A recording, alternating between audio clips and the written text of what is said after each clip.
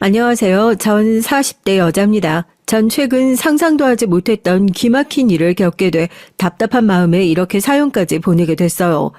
전 남매 중 막내로 오빠가 하나 있거든요. 사실 전 어릴 때부터 오빠를 별로 좋아하지 않았습니다. 제 나이 때 여자분들은 공감할 수도 있는데 전 어릴 때부터 오빠와 차별을 받으며 자랐어요. 제가 지방 소도시에서 태어나기도 했고 아버지가 장남이라 할머니 할아버지와 함께 3대가 시골에 모여 살았죠. 할아버지 할머니 물론 아버지까지도 아들 아주 노래를 불렀습니다. 그러다 보니 오빠도 기고만장했어요. 지금까지도 하나 기억나는 건 할아버지께서 일주일에 한두 번 시장에 가셨거든요. 저도 시장에 가고 싶은데 항상 할아버지는 오빠만 데리고 시장에 갔습니다. 제가 가고 싶다고 해도 집에서 엄마 하는 일 도우라고 안 데리고 가셨어요. 그런데 더 얄미운 건 시장에 다녀온 오빠였습니다.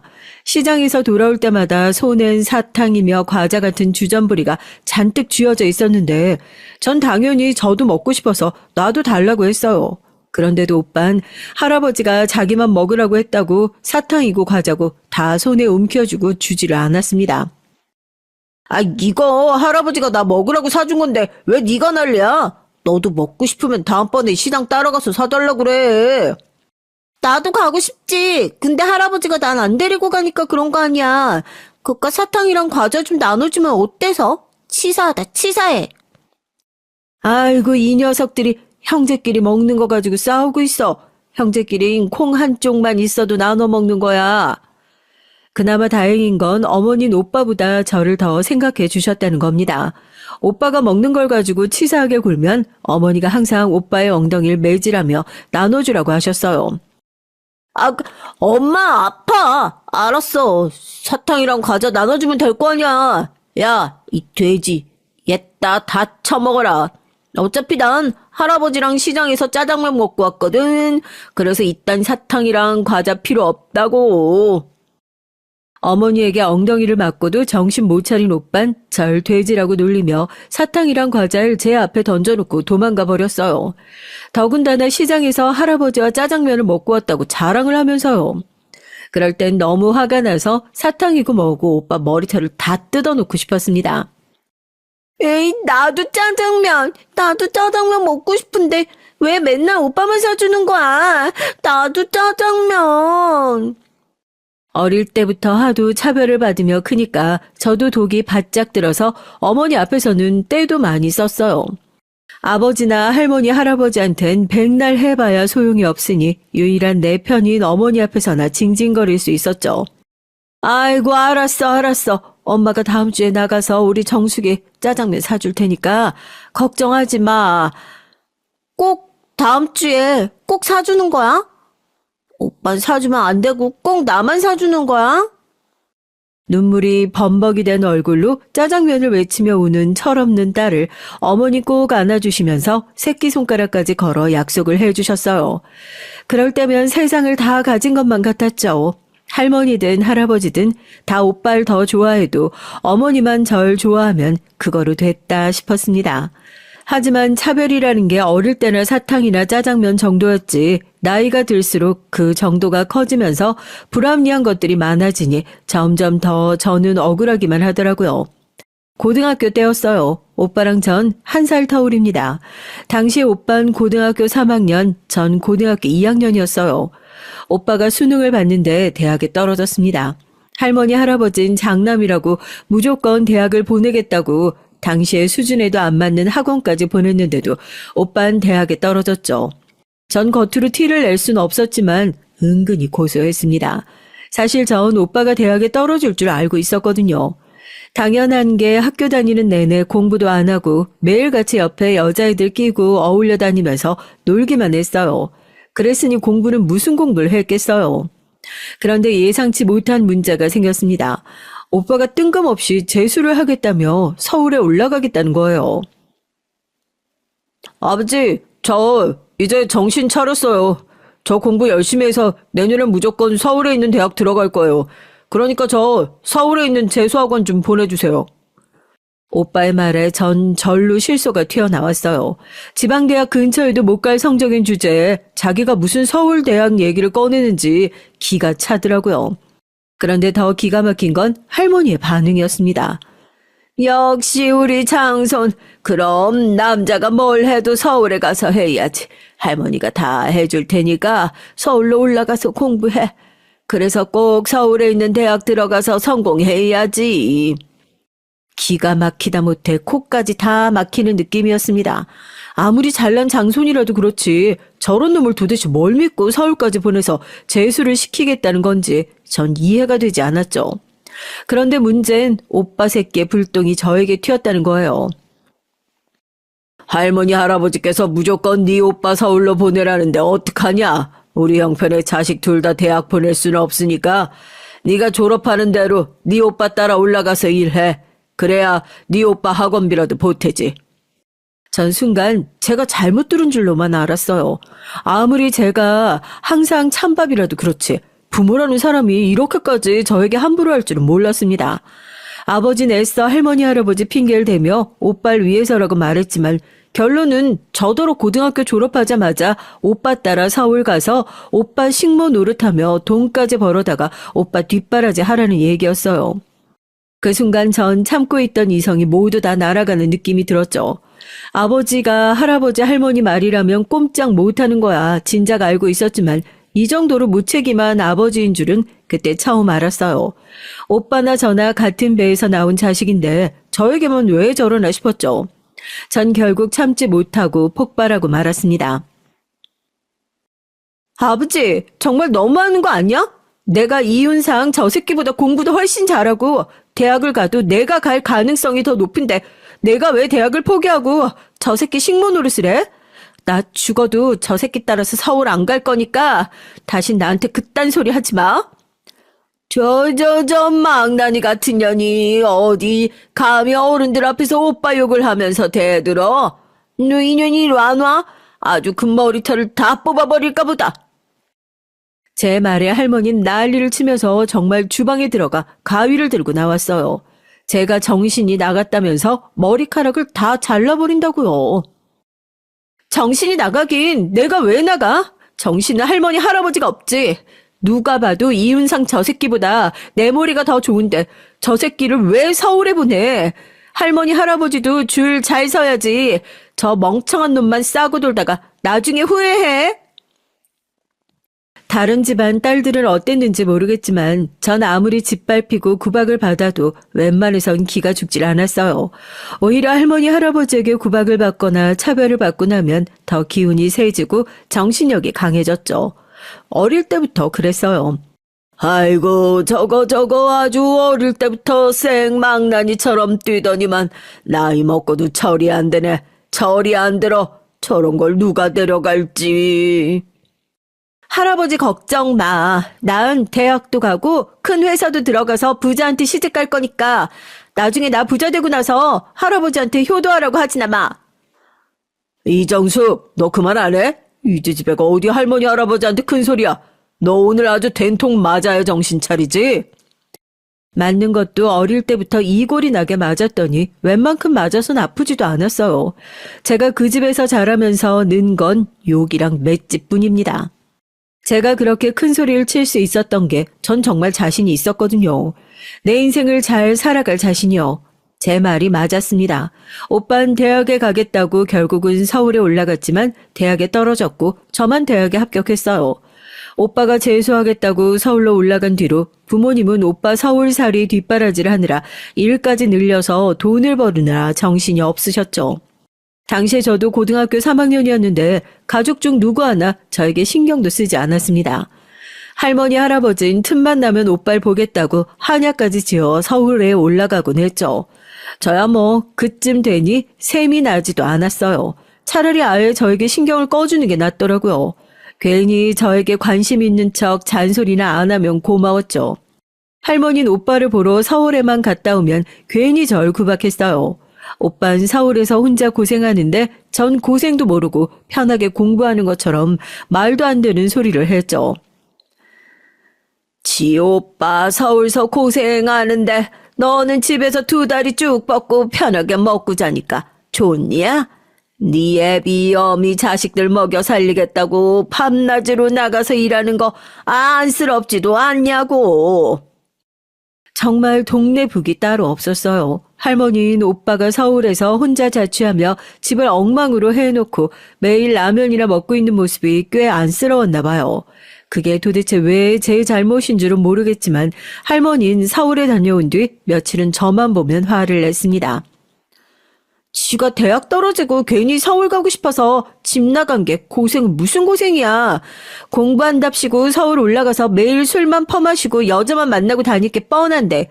그리고 엄마 아빠가 돈 벌러 다니는 게 어디 날 위해서 하는 거야? 백수 같은 아들로 먹여 살리겠다고 하는 거지? 전 억울한 걸 그냥 참아 넘기질 못해요. 제가 잘못한 것도 아닌 걸 가지고 괜히 꼬투리를 잡으시니 기가 찰 노릇이었죠. 아이고 저년 저거 입만 살아서 말하는 것 좀 봐. 오냐 너 잘났다. 내가 니년 어디 얼마나 잘 먹고 잘 사나. 내 안 죽고 끝까지 보고 죽을 거야. 그래 할머니 꼭 오래 살아서 나 잘 먹고 잘 사는 거 꼭 보고 죽어. 그래야 나도 덜 억울하지. 한마디도 지지 않는 저에게 할머니는 한마디를 하면 100마디를 한다고 매일 혀를 차셨어요. 전 그러든지 말든지 신경 쓰지 않았습니다.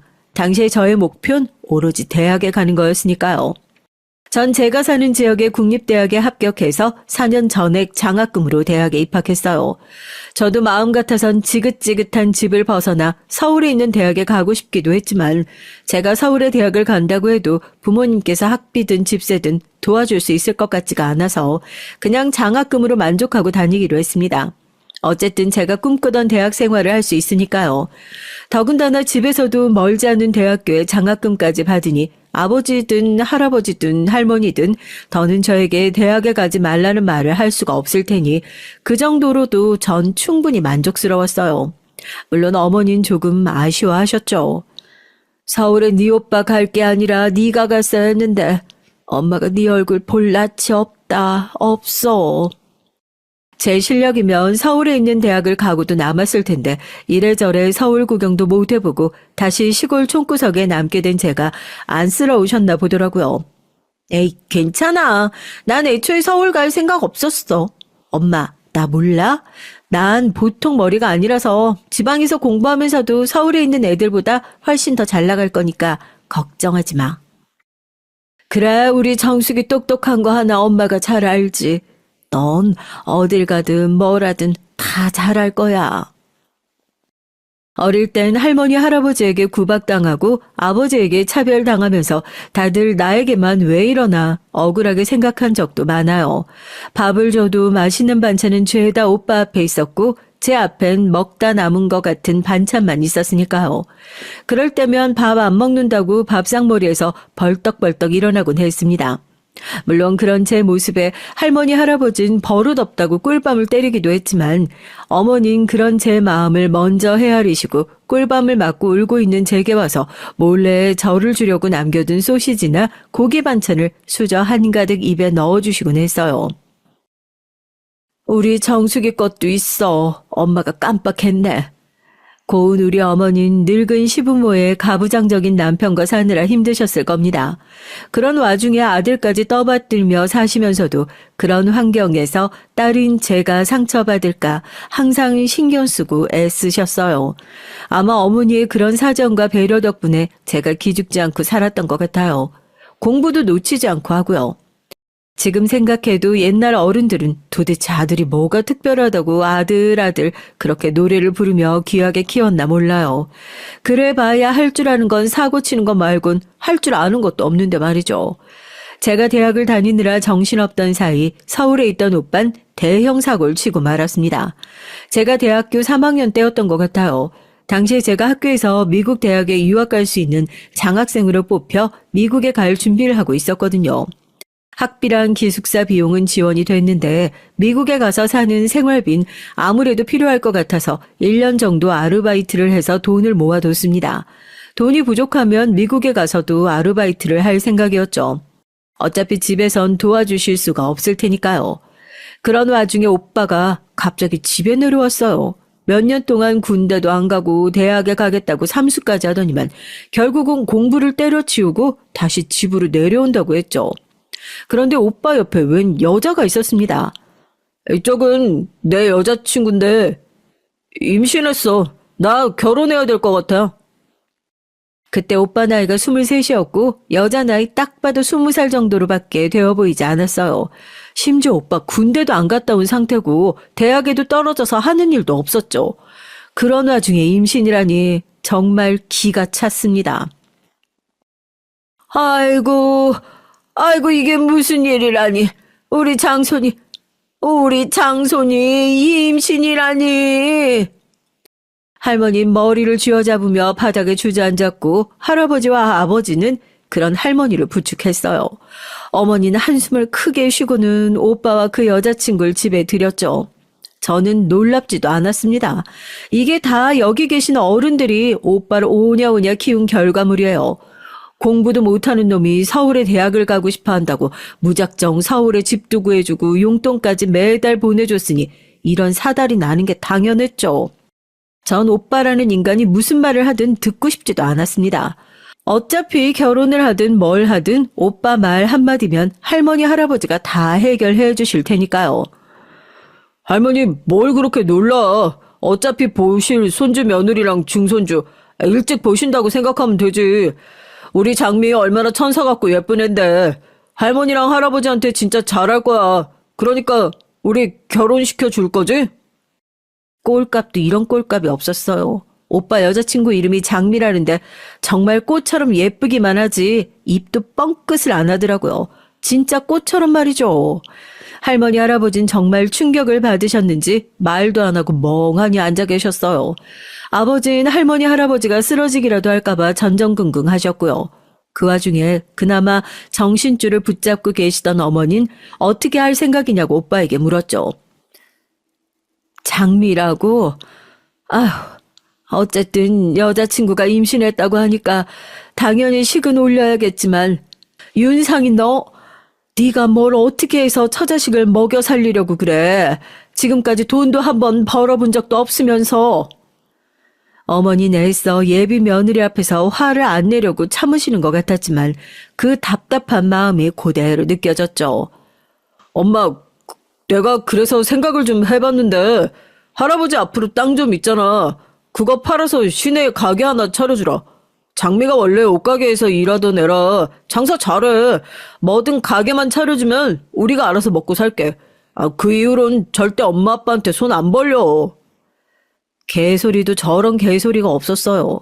할아버지든 할머니든 원래 재산도 별로 없는 분들이라 땅이라고 해봐야 집 앞에 소소하게 농사짓는 작은 땅이에요. 그나마 할머니 할아버지가 소일거리로 농사를 지어서 용돈벌이를 하시는데 이제 그것마저 팔라고 저렇게 대놓고 말을 하니 인간이 어떻게 하면 저렇게 뻔뻔할 수가 있나 싶더라고요. 그 땅이 지금 팔아도 얼마나 될지 몰라. 그 코딱지만한 땅을 누가 사겠어.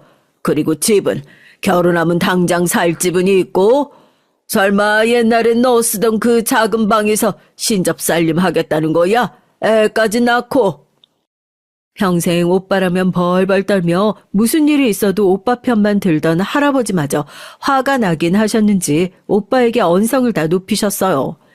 그럴만도 하죠. 손주라고 귀하게만 키워놓으면 알아서 효도할 줄 아셨을 텐데 성인이 돼서도 골칫덩이니 답답하신 거죠. 정숙이 쟤 다음 학기에 미국 간다며. 그럼 쟤 방도 비잖아. 내 방이랑 터서 우리가 들어와서 살면 되지. 그리고 우리 가게 하면 애도 봐줄 사람 있어야 하는데 할머니가 애도 좀 봐주면 좋잖아. 오빠 말이 기가 막혀서 전 코웃음이 다 나왔습니다. 저 인간 참 영악해요. 임신한 여자친구 데리고 이 시골에 오면서 나름 혼자 계획을 다 세웠더라고요. 제가 미국에 가는 건 또 어디서 들었는지 제가 미국에 가면 제 방을 자기 방이랑 합쳐서 쓰면 된답니다. 먹고 사는 건 할아버지 땅 팔아서 하면 되고요. 그런데 그때였어요. 옆에 잠자코 계시던 할머니께서 뭔가 떠올랐다는 듯 눈을 번쩍 뜨셨습니다. 그러더니 갑자기 절 쏘아보셨어요. 그래, 미숙이 너 미국 간다고 그랬지? 그럼 너 모아둔 돈 좀 있겠네. 너 미국 간다고 아르바이트하고 매일 늦게 들어왔잖아. 순간 얘기가 왜 그리로 튀는 줄은 모르겠지만 할머니는 또 말도 안 되는 소리를 했어요. 정말이죠. 왜 저렇게 절 못 잡아먹어서 안달인지 모르겠습니다. 그게 왜요? 지금 이 상황에 그 돈 얘기가 왜 나와요? 할머니가 돈 얘기를 꺼낸 이유야 확실하죠. 제 돈을 오빠에게 주라는 얘기를 하려고 하는 거예요. 전 너무 화가 나서 표정 관리가 되질 않았습니다. 그 돈 얘기가 왜 나오냐니? 가족이 힘든 일이 생겨서 돈이 필요하면 당연히 서로 도와야지. 넌 오빠가 저런 상황인데 혼자 미국에 가버리겠다는 거냐? 전 너무 황당해서 말문까지 막혔습니다. 지금까지 손녀라고 나한테 해준 것도 없으면서 어떻게 가족이니 뭐니 하는 말을 할 수 있는지 기가 막혔죠. 역시 우리 할머니. 내가 왜 그 생각을 못했지? 너 미국 전액 장학금으로 가는 거라며. 그거 차라리 학교에다가 말해서 돈으로 달라고 하면 안 되냐? 안 그래도 짜증나 죽겠는데 뭐 이런 미친놈이 다 있나 모르겠어요. 전 거의 머리가 폭발하기 직전이었습니다. 뭐? 이런 무식한 새끼가 다 있어. 야, 아무리 멍청해도 장학금을 돈으로 달라는 게 말이나 되냐? 이런 미친. 이게 어디서 오빠한테 무식한 새끼래. 너 대학 물 좀 먹었다고 내 앞에서 네가 잘난 척 좀 하고 싶은가 본데. 그래봤자 넌 가난뱅이야. 네가 미국 간다고 네 팔자가 달라질 것 같아? 그냥 이기면 포기하고 돈 모은 거 내놔. 아이고, 저 독한 년 오빠한테 말하는 것 좀 봐줘. 애비야, 도대체 니들은 딸년 교육을 시키기는 하는 거냐? 응? 전년저건 미국 보내지 말어. 아주 미국까지 갔다가는 후레자식 되게 생겼어. 순간 집안 분위긴 삽시간에 저에게 모든 화살이 날아왔어요. 할머니는 아버지를 부추기며 미국에 보내지 말라고 소리쳤죠. 저는 욱해서 자리에서 벌떡 일어났습니다. 생각 같아선 상이라도 다 뒤집어 엎으려고 했어요. 그런데 그때였습니다. 믿기지 않는 일이 벌어졌어요. 어머님, 그만 좀 하세요. 이윤상, 너도 그만해. 우리 정숙이 팔자가 왜, 뭐가 어때서? 우리 정숙이 누구 하나 도와주지 않아도 지금까지 다 자기 실력으로 공부해서 대학 가고 미국에 있는 학교까지 합격한 애야.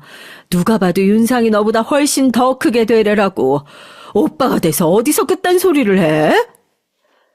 어머니가 그렇게 화가 나서 소리를 버럭 지르는 모습은 처음 봤어요. 어머니는 저에게 함부로 하지 말라며 소리쳤습니다. 그 말의 순간 전 울컥하고 말았죠. 눈물이 주룩주룩 흘렀어요. 그리고 어머니는 곧바로 아버지에게 다가가 아버지를 쏘아 붙였습니다. 당신 입장 똑바로 해. 나 정숙이 미국 못 가게 하면 당신이랑 안 살 거야. 이혼할 거라고. 정숙이 돈은 무조건 정숙이 돈이야. 우리가 딸이라고 언제 한번 용돈이라도 제대로 준 적 있어? 그런 주제에 앞길까지 막으면 되겠냐고. 안 그래도 멀리 떠나는 애 도와주지 못해서 미안해 죽겠는데 다들 정숙이한테 그만 좀 해. 아이고, 자기 딸 미국 안 보낼까 봐 아주 난리를 치네. 네가 시부모 앞에서 이러니 딸년이 뭘 보고 배우겠냐? 어머니도 좀 그만하세요. 어머니 아들 다 늙어서 이혼남 만들기 싫으시면. 어머니가 화가 나면 이렇게 무서운 분인 줄 몰랐어요. 눈이 시뻘개져선 할머니에게 소리를 버럭 질렀습니다. 자꾸 이런 식으로 하면 아빠랑 이혼해 버릴 거라고요. 그 순간 제 눈엔 엄마가 얼마나 멋있게 보였는지 몰라요. 정말 뒤에서 후광이 비쳤습니다. 그날 이후 우리 집엔 많은 변화가 있었어요. 오빠는 장미 올케와 식을 올렸고 제 방은 사라졌어요. 제가 쓰던 방과 오빠 방을 터서 크게 신혼방을 만들었거든요. 그리고 오빠가 식을 올리고 얼마 지나지 않아 전 미국으로 떠났습니다. 미국 가면 여기 일 신경 쓰지 말고 공부만 해. 그리고 웬만하면 거기서 취직하고 좋은 남자도 만나서 결혼도 하고. 엄만 정숙이 네가 눈 퍼런 남자 데리고 와도 다 찬성이다. 한국 놈들보다 100번 낫겠지. 미국으로 떠나던 날 공항에서 어머니께서 제 손을 꼭 잡고 한 얘기예요. 미국에 가선 제가 하고 싶은 거 다 하면서 행복하게 살라고요. 엄마는 나 이제 안 볼 것처럼 왜 그래?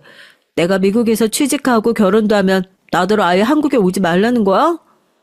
엄마야, 우리 정숙이 못 보고 살면 외롭지.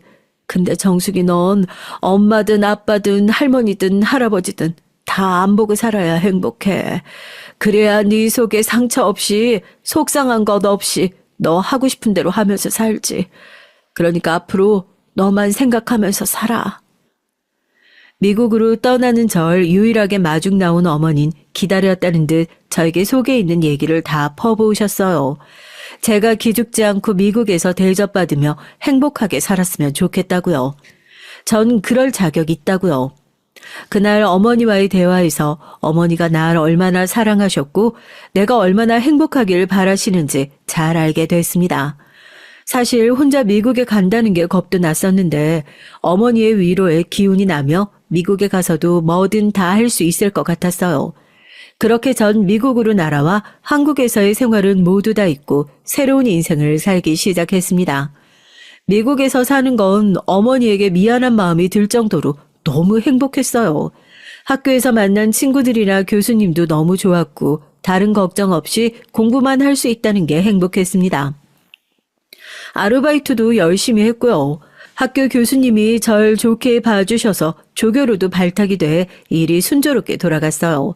미국에서의 생활이 너무 만족스럽다 보니 점점 더 제 마음속에 한국은 잊혀져 갔습니다. 전 어머니 말대로 했어요. 미국에서 공부 마치고 취직도 했습니다. 저도 가끔 믿기지 않지만 제가 미국 대학에서 강사를 오래 했어요. 그리고 같은 학교의 미국인 교수를 만나 결혼도 했습니다. 이래서 사람은 기회를 잡아야 한다고 하는 것 같아요. 어린 시절 그 총구석에서 살던 제가 어떻게 미국까지 와서 학생들을 가르치고 눈이 퍼런 남자를 만나 결혼하게 될 줄 알았겠어요. 미국에서의 삶이 바쁘다 보니까 한국에 자주 들어가진 못했습니다. 비행기 티켓 값도 비싸다 보니 큰일이 생겼을 때만 들어갔고요. 제가 대학을 졸업할 때쯤 할아버지가 위독하다고 하셔서 한국에 들어갔었고 제가 결혼한다고 했을 때 가족들이 모두 다 미국에 왔었어요. 결혼식은 미국에서 하고 한국에서도 했거든요. 미국 결혼식엔 시부모님 댁에서 가족들만 모여서 했어요. 그날을 생각하면 전 아직도 웃음이 나옵니다. 덩치 크고 눈이 퍼런 미국 사람들 사이에 잔뜩 긴장한 가족들이 애써 적응하려고 하는 모습이 재미있었거든요. 미국 결혼식도 즐거웠지만 전 한국에서의 결혼식이 오랫동안 기억에 남아요. 가족들 모두가 제 결혼식을 즐기면서 좋아했지만 그 중에서도 할머니가 제일 좋아하셨죠. 그 모습이 얼마나 신기하면서도 웃긴지 결혼식 내내 전 할머니밖에 안 보였습니다. 우리 손녀랑 손주 사위 둘 다 미국에서 유명한 교수라니까. 내가 우리 손녀 미국 집에도 가봤는데 집이 무슨 성처럼 대궐 같아. 아이고, 손주 사이가 나더러 오고 싶을 때 아무 때나 미국으로 놀러 오라는데 내가 무릎이 아파서 갈 수가 있나. 미국이 땅덩어리가 넓어도 좀 넓어야지. 아이고, 내가 요즘 우리 손녀만 생각하면 그냥 아주 좋아 죽겠다니까. 우리 집에서 어떻게 저렇게 똑똑한 애가 나왔는지 몰라. 오래 살고 볼 일입니다. 할머니 입에서 제 칭찬이 마르지가 않고 나오는 모습을 제 두 눈으로 보게 될 줄은 꿈에도 몰랐어요. 더군다나 전 아직 교수도 아니고 그냥 강사라고 우리 집은 대궐 아니고 그냥 시부모님이 물려주신 오래된 주택이라고 해도 할머니는 제 말을 듣지도 않고 주변에 연신 자랑을 하셨죠. 거기다 더 웃긴 건 할머니께서 저와 오빠를 대하는 태도까지 달라지셨다는 겁니다. 결혼식이 끝나고 잠깐 친정에 들렀었는데 할머니께서 절 주겠다고 냉장고에서 뭘 많이 꺼내시더라고요. 직접 담근 고추장에 된장 할 거 없이 다 꺼내셨어요. 할머니, 저 미국으로 가는 거라 이렇게 많이는 못 가지고 들어가요. 거기다가 오늘은 호텔에서 자야 돼서 다 가지고도 못 가요. 할머니에게 그런 관심을 받는 건 처음이라 저도 전처럼 할머니에게 짜증을 낼 수가 없더라고요. 오히려 할머니께서 저에게 뭘 막 주려고 하시는 게 은근 기분이 좋았습니다.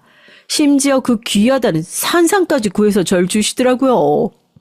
이거 내가 동네 사람한테 어렵게 부탁해서 구한 엄청 귀한 삶인데 아이고 딱 하나 남았네. 이거 너 꼭 먹어야 돼. 그 어려운 공부하는데 몸에 좋은 거 먹어야지. 할머니, 이거 우리 아들 준다고 내가 하나 빼놓은 건데 이걸 왜 정수기를 줘? 우리 장손 줘야지. 정수기 이제 공부할 만큼 다 해서 이런 거 안 먹어도 돼.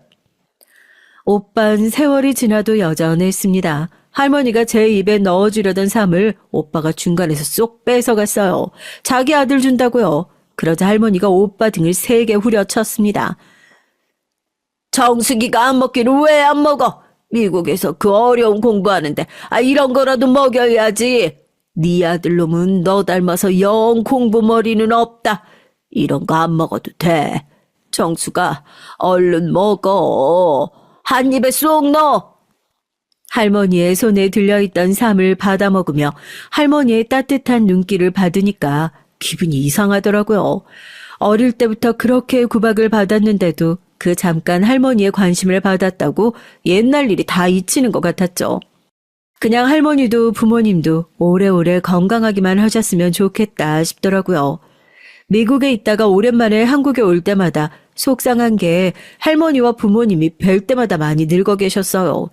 저야 1년 내에 한 번 뵐까 말까 하다 보니 달라지는 게 훨씬 더 크게 느껴졌죠. 할머니께서 지병으로 돌아가시고 그 다음 해에 연달아 아버지까지 돌아가셨습니다. 그땐 정말 많이 힘들었어요. 통화할 때마다 얼굴은 보지도 못하고 말로만 할머니가 어떻다, 아버지가 어디가 안 좋다라는 얘기만 들으니까 더 마음이 좋지 않았습니다. 거기다가 할머니랑 통화할 때마다 듣는 얘기가 있었는데 그 얘기가 자꾸만 마음에 걸렸어요. 네 올케 짤이 잘못 골라도 너무 잘못 골랐어.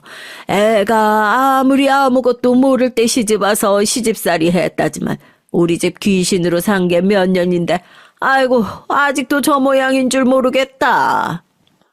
할머니야 워낙 옛날 분인데다가 사고방식도 고루해서 누가 오빠 아내 자리로 들어왔어도 크게 마음에 들어 하진 않으셨을 거예요. 그래서 저도 처음엔 할머니 말씀을 그냥 그러려니 하고 한 귀로 듣고 한 귀로 흘렸죠.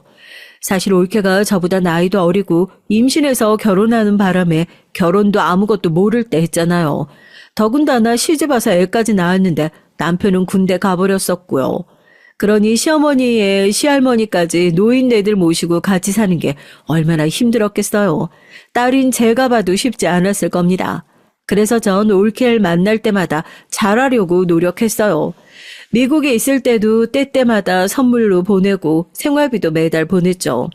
어머니에게 듣기론 오빠가 올케 언니랑 식당을 하는데 장사가 영 안 된다고 하더라고요. 아버지도 연세가 많으셔서 일도 못하고 병원에만 다니시고 어머니도 조카들 보며 오빠 식당 일을 돕는다고 했으니 생활이 넉넉하지 않을 게 뻔하잖아요. 그래도 제가 미국에서 버는 게 있으니 매달 오빠에게 돈을 보냈죠. 명절이나 부모님 생신이면 더 보내기도 하고요. 그런데 할머니 돌아가시고 얼마 되지 않아 아버지까지 위독하다고 했을 때 제가 한국에 들어갔는데 아버지께서 저에게 이상한 소리를 하셨어요. 내가 지금 당장 죽어도 미련은 없는데 하나 걱정되는 게 네 엄마. 네 엄마 두고 가는 게 마음이 너무 쓰인다. 오빠랑 올케가 어련히 알아서 잘하겠어. 지금은 다른 걱정하지 말고 아버진 건강만 신경 쓰세요. 저야 당장 아버지 건강이 위독하신 게 걱정되다 보니까 아버지만 걱정하시라고 했죠. 그런데 아버진 손 하나 까딱도 못하시는 몸으로 연신 어머니 걱정만 하셨어요. 내가 그렇게 키웠으니 내 아들놈이야 욕해봐야 소용없지만 네 올케 그게 아주 야가도 너무 야갔어. 하는 짓이 여우라니까. 네 할머니 돌아가시고 그 많던 뱀을 다 어디 갔나 봤더니만 그게 글쎄 어느새 다 팔아먹었더라고. 네 올케 보통 아니다. 그나마 나라도 있어야 네 엄마 시어머니 취급했는데 나 없으면 네 엄마한테 함부로 할까봐 걱정돼 죽겠다. 전에 할머니에게도 들은 적이 있었는데 아버지도 올케 언니가 영 영악하답니다. 할머니께서 원래 폐물을 좋아해서 젊어서부터 많이 모아뒀어요. 그런데 집에 일이 생길 때마다 그 폐물을 팔아 쓰고는 했어요. 그런데 아버지도 최근까지 몰랐는데 할머니가 돌아가시고 보니까 할머니가 병원에 계실 때 올케 언니가 중간에서 오빠를 이용해 할머니가 가지고 있던 폐물들을 하나하나 받아다가 미리 팔았다고 하더라고요. 할머니야 오빠 말이라면 뭐든 다 들어주시는 분이니까 오빠가 달라는 말에 내어준 거죠. 근데 그게 오빠 스스로 한 게 아니라 올케가 시킨 거라네요. 그때까지도 전 오빠나 올케나 전혀 다를 게 없는 사람이니 둘 다 한 통속이 돼서 하는 짓이겠거니 했어요. 아버지, 나도 있고 오빠도 있는데 뭘 걱정해. 오빠가 아무리 철이 안 났어도 설마 마누라가 자기 엄마한테 함부로 하면 참겠어? 나도 엄마 잘 챙길 테니까 걱정하지 마. 전 애써 아버지의 마음을 다독여야 할 것 같아 제가 잘하겠다고 말씀드렸습니다. 그리고 얼마 뒤 아버지께서 돌아가셨어요. 아버지가 돌아가신 뒤 전 아버지가 하신 얘기가 신경이 쓰여서 어머니에게도 물었죠. 올케가 어머니에게 잘하는지 아들 부부의 손주들까지 봐주며 사는 게 힘들진 않은지 해서요. 엄마, 이제 아버지도 돌아가시고 애들도 웬만큼 컸는데 미국 와서 나랑 살래? 미국에 왔을 때 봤잖아. 우리 집도 넓고 공기도 좋아서 살기 좋아. 사실 전부터 생각한 거였는데 아버지가 돌아가시면 어머니를 미국에 모시고 가는 게 어떨까 싶었습니다. 어머니도 이젠 연세가 꽤 드셔서 식당 일 하며 조카들을 본다는 게 쉽지 않으실 것 같아서요. 안 그래도 매일 다리랑 허리가 아프다고 하시는데 노년에라도 딸 곁에서 좀 편하게 사시면 어떨까 해서 진심으로 말씀을 드렸죠. 아이고, 말도 안 되는 소리. 내가 이 동네에서만 몇십 년을 살았는데 다 늙고 죽을 때 돼서 남의 나라 가서 어떻게 살아. 엄만 이 집에서 살다가 죽을 거니까 걱정하지 마. 그리고 네 오빠랑 올케 당장 엄마 하루만 없어도 식당에 애들의 정신 하나도 없어. 그럴 줄 알았습니다. 제가 아무리 미국에 가자고 해도 어머니는 안 가실 줄 알았어요. 이러니 저러니 해도 가장 오빠 걱정하는 건 어머니거든요. 저야 일찍이 집을 떠나 저 살겠다고 먼 나라로 떠난 딸이니 제가 무슨 말을 할 자격이 있겠어요. 그냥 언제든 모셔갈 수 있으니 힘드시면 언제든 얘기하시라고밖에 할 수 없었죠. 그러던 어느 날이었습니다. 오랜만에 한국에 들어갈 일이 생겨서 한국에 가게 됐죠.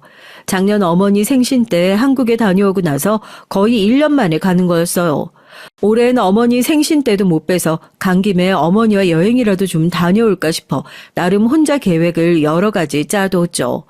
어머님 미국에 한번 놀러 오라고 해도 잘 오시질 않으세요. 제가 결혼했을 때 한번 오시군 비행기 오래 타는 게 무섭다고 오질 않으십니다. 굳이 보고 싶지 않은 오빠랑 올케 언니만 툭 하면 미국에 놀러 오고 싶다고 비행기표 예약해달라고 해요. 그럴 때면 한번 어머니 모시고 오라고 해도 어머니가 안 오겠다고 하신다고 꼭 자기들끼리만 오죠. 사람이 어디 변하나요? 공짜 좋아하고 뻔뻔한 건 부부가 둘이 똑같아요. 그래도 이제 혼자 남은 어머니를 그나마 오빠랑 올케 언니가 모시고 있으니 멀리 떨어져 사는 딸 입장엔 뻔뻔한 오빠라도 고마워서 뭐든 해주려고 해요. 제가 잘하는 만큼 올케 언니도 엄마한테 잘하지 않을까 싶어서요. 사실 얼마 전 어머니와 통화를 하는데 걱정되는 부분이 있었어요. 한국 시간으로 주말 저녁이었는데 어머니께서 집에 혼자 계신 것 같더라고요. 주말인데 집에 아무도 없어? 오빠랑 올케는 가게 나갔나? 애들은? 전엔 항상 조카들 목소리가 들리고 주말이면 다 같이 나가서 외식도 하는 것 같더니 최근엔 부쩍 통화할 때마다 어머니께서 혼자 계신 날이 많은 것 같더라고요. 애들이야 다들 친구들 만나러 나가고 없어. 네 오빠랑 올케는 어디 갔는지 오늘 통 연락도 없네. 오늘도 늦나? 어머닌 지나가는 말로 이제 애들도 다 커서 할머닌 찾지도 않고 친구들이랑 노는 걸 더 좋아한다고 했지만 어머니 목소리엔 기운이 없었어요. 더군다나 얼마 전부터 허리가 많이 안 좋아져서 오빠 식당에 나가도 도움이 되지 않아 바쁠 때 아니면 도와주지도 못한다고 하더라고요. 전 그런 어머니의 목소리가 걱정돼서 무슨 일이 있냐고 어디 건강이 안 좋은 거 아니냐고 물었는데 어머닌 계속 괜찮다고만 하고 말씀을 하지 않았습니다. 통화할 때마다 혼자 계시고 전과 달리 쇠약해진 목소리를 들을 때면 마음이 좋지 않았어요. 더군다나 걱정돼서 영상통화라도 한 번씩 할 때 보면 살이 빠졌는지 수척하고 옷도 허름했고요. 제가 미국에서 옷도 사서 보내드리고 용돈도 넉넉하게 보내드리는데 왜 항상 몇 년씩 된 옷만 입으시는지 모르겠어요. 그럴 때면 속상해서 저도 모르게 자꾸만 어머니에게 짜증을 내게 됐습니다. 아니 내가 저번에 집에서 입으라고 옷 사서 보내드렸잖아. 아 그건 어쩌고 또 그 오래된 걸 입고 있어? 그거 나 고등학교 때 입었던 거 아니야? 그리고 살은 또 왜 빠졌어? 낮에 혼자 있다고 밥도 안 챙겨 먹는 거 아니야? 아니야, 아니야. 아, 엄마가 이 나이에 옷이 뭐가 필요해. 엄마 다 알아서 잘 먹고 잘 지내니까 걱정하지 말고. 정숙이 넌 아직도 애 소식 없어? 엄마 우리 정숙이 손주 보고 싶은데. 엄마, 내 나이가 몇인데 손주 타령이야. 그리고 난 안 생기는 게 아니라 애 안 낳는 거라니까. 엄마 오빠 애들 그렇게 질리도록 키워주고 또 아직도 손주 생각이 나? 걔들은 네 오빠 애들이고 우리 딸 새끼는 또 다르지. 정숙이 너 닮으면 애가 얼마나 똘망똘망하고 예쁘겠어. 엄마 소원이니까 제발 하나만 좀 낳아. 엄마의 잔소리는 이상합니다. 어릴 땐 그렇게 듣기 싫고 다 헛소리 같았는데 나이가 들어 시집도 가고 나니까 엄마가 해주는 잔소리가 자꾸만 슬프게 들려요. 내가 보기엔 엄마가 더 힘들어 보이고 안쓰러운데 엄만 왜 아직도 내 걱정만 하나 싶어서요. 전 남편과 결혼하기 전부터 아이는 낳지 않기로 합의를 했어요. 그래서 결혼하고 10년 동안 아이 없이 둘이서만 살았어요. 시부모님도 전혀 신경 쓰지 않고요. 하지만 어머니는 아직도 포기를 못하고 자꾸만 애를 가지라고 하세요. 제 나이 40대 후반인데 말이죠. 허리도 안 좋으신 분이 오빠네 조카들 셋이나 다 키워주셨어요. 그렇게 고생을 하고도 또 손주 타령을 하는 걸 보면 우리 어머니지만 정말 대단합니다. 마음 같아선 오빠한테 연락해서 어머니 좀 챙겨라. 왜 맨날 엄마만 집에 혼자 두냐고 한마디 하고 싶었지만 제가 무슨 자격이 있겠어요. 멀리 살면서 돈이나 보내줄 줄 알지. 제가 옆에서 챙겨드리지도 못하는데. 고생하는 오빠나 올케한테 괜한 소리 한 번 했다가 형제끼리 의라도 상할까봐 티도 못 내겠더라고요. 그래서 이번에 한국에 들어가면 어머니랑 여행도 가고 병원에 가서 건강검진도 해드리고 좀 오래 있다가 올 생각이었습니다. 그런데 제 계획은 시작부터 어그러지기 시작했어요. 오랜만에 돌아온 고향집에서 생각지도 못한 못 볼 꼴을 보고야 말았거든요. 제가 생각보다 한국에 일찍 도착했습니다. 원래 서울에 볼 일이 있어서 하루 일찍 왔는데 볼 일이 뒤로 미뤄져서 집에 하루 먼저 내려갔죠. 어머니께 전화 드린다는 게 서프라이즈로 놀라게 해드리고 싶어서 일부러 연락도 안 하고 내려갔어요. 집 앞에 도착해서 초인종을 눌렀더니 안쪽에서 어머니 목소리가 들렸습니다.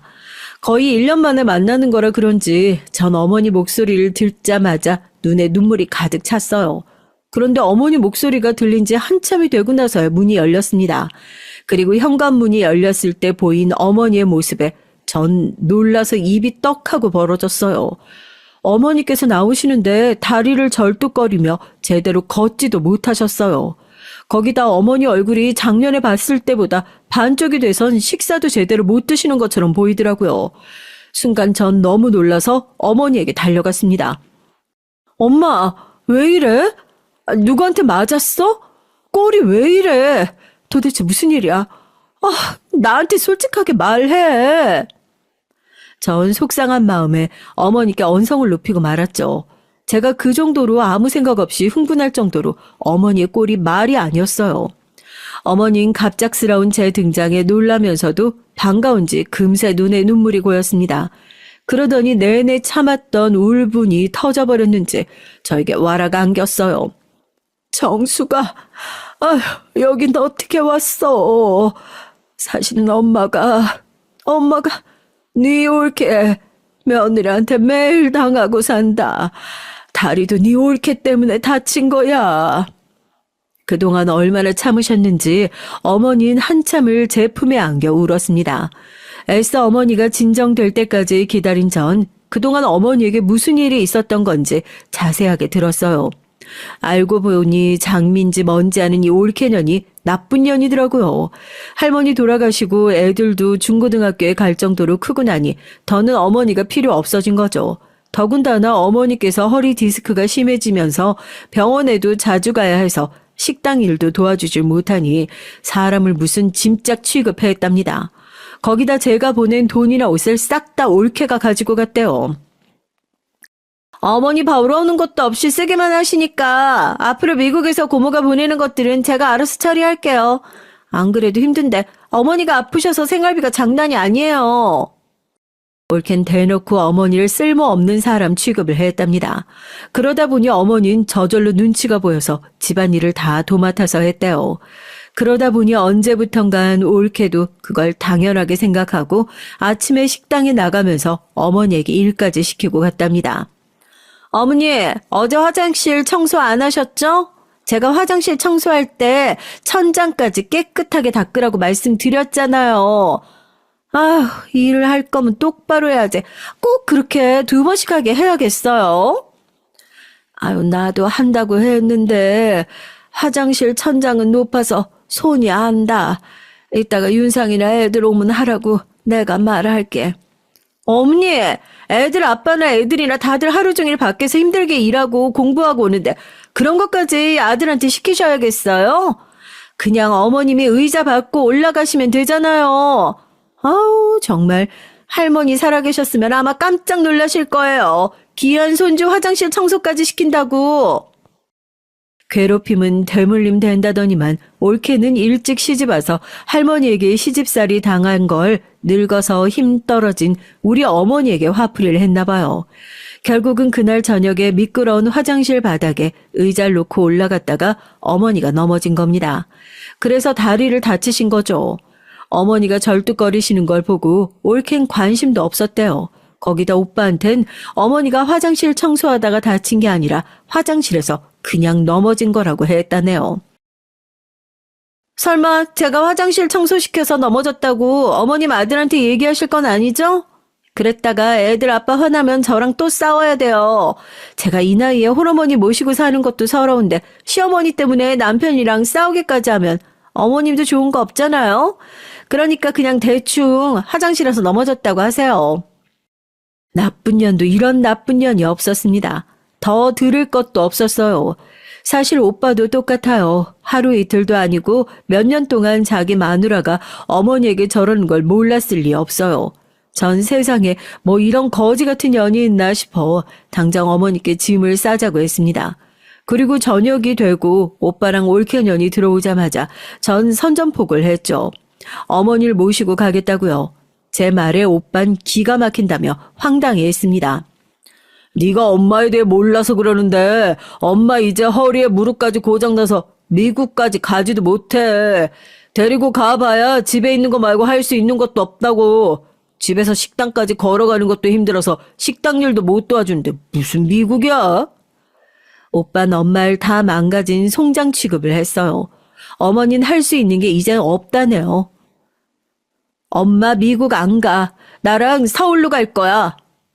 결혼하고 내내 미국에서만 살았던 제가 서울에 온다고 하니 다들 그게 말이 되냐고 했습니다. 내가 몇 개월 전부터 엄마 걱정했더니 다니엘이 한국에 같이 들어와서 살자고 했어. 그래서 곧 나 서울로 이사와. 그이 서울에 있는 대학 교수로 오기로 했고 난 서울에서 큰 학원 맡기로 했고. 제 말에 오빠와 올켄 눈이 휘둥그레졌어요. 갑자기 그게 무슨 말이냐고요. 사실 전 몇 개월 전부터 한국에 들어올 준비를 하고 있었어요. 제 계획은 다 준비해놓고 오빠랑 어머니를 놀라게 해드릴 생각이었습니다. 오빠도 하도 장사가 안 돼서 힘들다고 하길래 저와 다 같이 서울에 올라가 제 학원 일을 도와달라고 할 생각이었죠. 그런데 이 꼴을 보고 나니 제가 잘못 생각해도 한참을 잘못 생각했더군요. 우리 시부모님 부자인 거 알지? 나 서울에서 학원 차리라고 서울에 건물 사주셨어. 지금 시세로 50억도 넘는다나? 그 건물에 학원 차릴 거야. 안 그래도 오빠랑 올케 다 같이 서울 올라가서 같이 잘해보자고 하려고 했는데 도저히 안 되겠다. 이제부터 어머니 내가 모실 테니까 오빤 신경 꺼. 그랬습니다. 제가 사실은 미국에서 교육학을 전공했어요. 그동안 미국에서 학생들도 가르쳤고요. 언젠가 한국에서 학원을 차리고 싶다는 얘기를 한 적이 있었는데 이번 기회에 한국에서 살아보자 싶어 남편과 한국으로 들어오게 됐습니다. 시부모님은 선물로 제게 큰 선물을 사주셨고요. 고모, 서운하게 무슨 그런 소리를 해요? 그동안 내가 어머니께 얼마나 잘했는지 몰라서 그래요. 요즘 내가 좀 힘들어서 어머니께 소원했던 것 뿐이에요. 어머님, 내가 그동안 어머니한테 잘했잖아요. 그렇죠? 고모, 우리도 서울 갈게요. 같이 가요, 고모. 제가 앞으로 어머니 지극정성으로 모실게요. 올케는 건물이 50억이란 얘기를 듣자마자 눈이 동그래져서 저에게 달려들었습니다. 무조건 서울로 따라간다고요. 자기가 서울에 가면 우리 어머니를 지극정성으로 모시겠다고 아주 입바른 소리를 해댔습니다. 그날은 올케고 오빠고 다 괘씸해서 어머니를 모시고 서울로 올라왔어요. 그리고 핸드폰을 꺼두고 어머니와 며칠 온천 여행을 했죠. 어머니는 이게 얼마만의 여유냐며 좋아하셨습니다. 나랑 살면 이제 평생 이렇게 사는 거야. 엄마, 그동안 못 챙겨서 미안해. 내가 앞으로 엄마 행복하게 해줄게. 어머니는 제 말에 오히려 당신이 미안하다고 했어요. 그리고 이 정도 했으면 됐다면서 오빠랑 올케 언니도 용서해주라고 했습니다. 제가 한국에 들어온 지 이제 3달 정도 됐어요. 집도 학원 근처에 구했고 어머니와 남편과 집 정리도 거의 끝났습니다. 3달 동안 오빠와 올케에게 여러 번 연락이 왔지만 전 아직 받지 않았어요. 어머니는 용서해주고 서울로 올라오라고 하라고 하시지만 전 아직 잘 모르겠습니다. 어쨌든 그동안 언니 오빠가 어머니를 모시고 산 건 맞으니까 어머니 말대로 이번 한 번은 넘어가야 하나 싶다가도 그날 현관에서 만났던 어머니의 모습을 생각하면 아직도 화가 나요. 여러분의 생각은 어떠세요? 제가 오빠고 올케고 믿어도 되는 걸까요? 아직도 전 결정하지 못했습니다. 여러분께선 어떻게 생각하시는지 댓글 남겨주시면 하나하나 읽고 참고하도록 할게요. 제 얘기 끝까지 들어주셔서 감사합니다. 여러분은 언제나 건강하고 행복하시길 바랄게요. 안녕하세요. 저는 30대 여자입니다. 전 결혼한 지 이제 5년 정도 됐고 아직 아이는 없어요.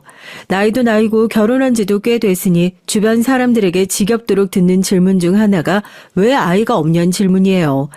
들을 때마다 아직 생각 없다고 원래 결혼하기 전부터 남편이랑 아이는 차차 생각해보기로 했다고 해도 다들 하는 말이 똑같았어요. 아이는 무조건 하나 있어야 하는 거라고요. 좋게 좋게 웃으며 얘기를 해도 다들 제가 터무니없는 소리를 한다고 생각했어요. 심지어 한 번은 쉬는 날 남편이랑 둘이 마트에 장을 보러 갔는데 돈가스 시식하시는 아주머니랑 아주 잠깐 얘기하는데 저희 부부가 아이가 없다는 얘기를 들으시곤 갑자기 제 등까지 때리시면서 왜 애를 안 낳냐고 훈수를 뒀다니까요. 기분이 상한 남편이 아주머니에게 왜 알지도 못하면서 그런 말을 함부로 하느냐고 한마디 하고 나선 아주머니도 당황하셨는지 대충 웃으며 상황을 넘어가려 했지만 남편은 끝까지 사과를 받아내겠다고 했어요. 아는 사이도 아닌데 사람 등까지 때리면서 할 얘기는 아니죠. 당장 사과하세요. 아이고 젊은 사람이 까칠하네. 그냥 내 딸 같아서 한마디 한 거 가지고 왜 그래? 사람 참 무한하게. 남편이랑 아줌마의 티격태격하는 소리에 주변 사람들까지 웅성웅성하며 모였어요. 딸은 무슨 엄마가 딸한테 그렇게 말을 해요? 암튼 잘 알지도 못하시면서 아무한테나 선 넘지 마세요. 아셨어요? 여보 별일 아닌 거 가지고 왜 그래? 아주머니 무안해 하시잖아. 그만해. 그나마 다행인 건 제가 옆에서 말리니까 남편도 금방 구겨진 표정 풀고 카트 끌고 가버렸다는 겁니다. 마트를 나와서도 남편은 화가 풀리지 않았는지 연신 짜증을 냈어요. 우리가 애를 낳든 말든 도대체 무슨 상관이라고 멋대로 훈수를 두고 난리야? 진짜 우리나라 아줌마들 문제라니까. 그냥 농담하신 거 가지고 뭘 또 그렇게까지 예민하게 굴어? 우리가 그런 소리 한두 번 들어? 물론 저도 저에 대해 잘 모르는 사람들에게 그런 얘기 들을 때마다 남편 못지않게 기분 상해요. 하지만 말 그대로 나에 대해 모르는 사람들이 그냥 하는 소린데 굳이 예민하게 받아들일 필요 없다고 생각했습니다. 남편과 전 어릴 때부터 한 동네에서 자란 동창이에요. 초등학교, 중학교를 같이 나왔습니다. 지금의 시누이인 남편의 동생과도 언니 동생 하면서 친하게 지냈고요. 제가 성인이 된 후 오랜만에 시누이네 집에 놀러 갔다가 군대를 제대하고 나온 남편을 만나서 다시 알고 지내게 됐거든요. 몇 년 가깝게 지내다가 자연스레 연애하고 결혼했어요. 남편이 원래 학교 다닐 때 공부만 하고 친구는 별로 없어서 당시엔 제가 썩 좋아하지 않았었는데 어른이 되고 나서 보니까 그런 모습이 오히려 멋있게 보이더라고요. 남편이 명문대를 나와 석사까지 마치고 대기업 연구원으로 취직했거든요. 제가 속물 근성이 있는지 능력이 있는 남편의 모습이 멋있게 보였습니다. 그래서 결혼까지 하게 된 거고요. 저와 남편은 성격이 정반대예요.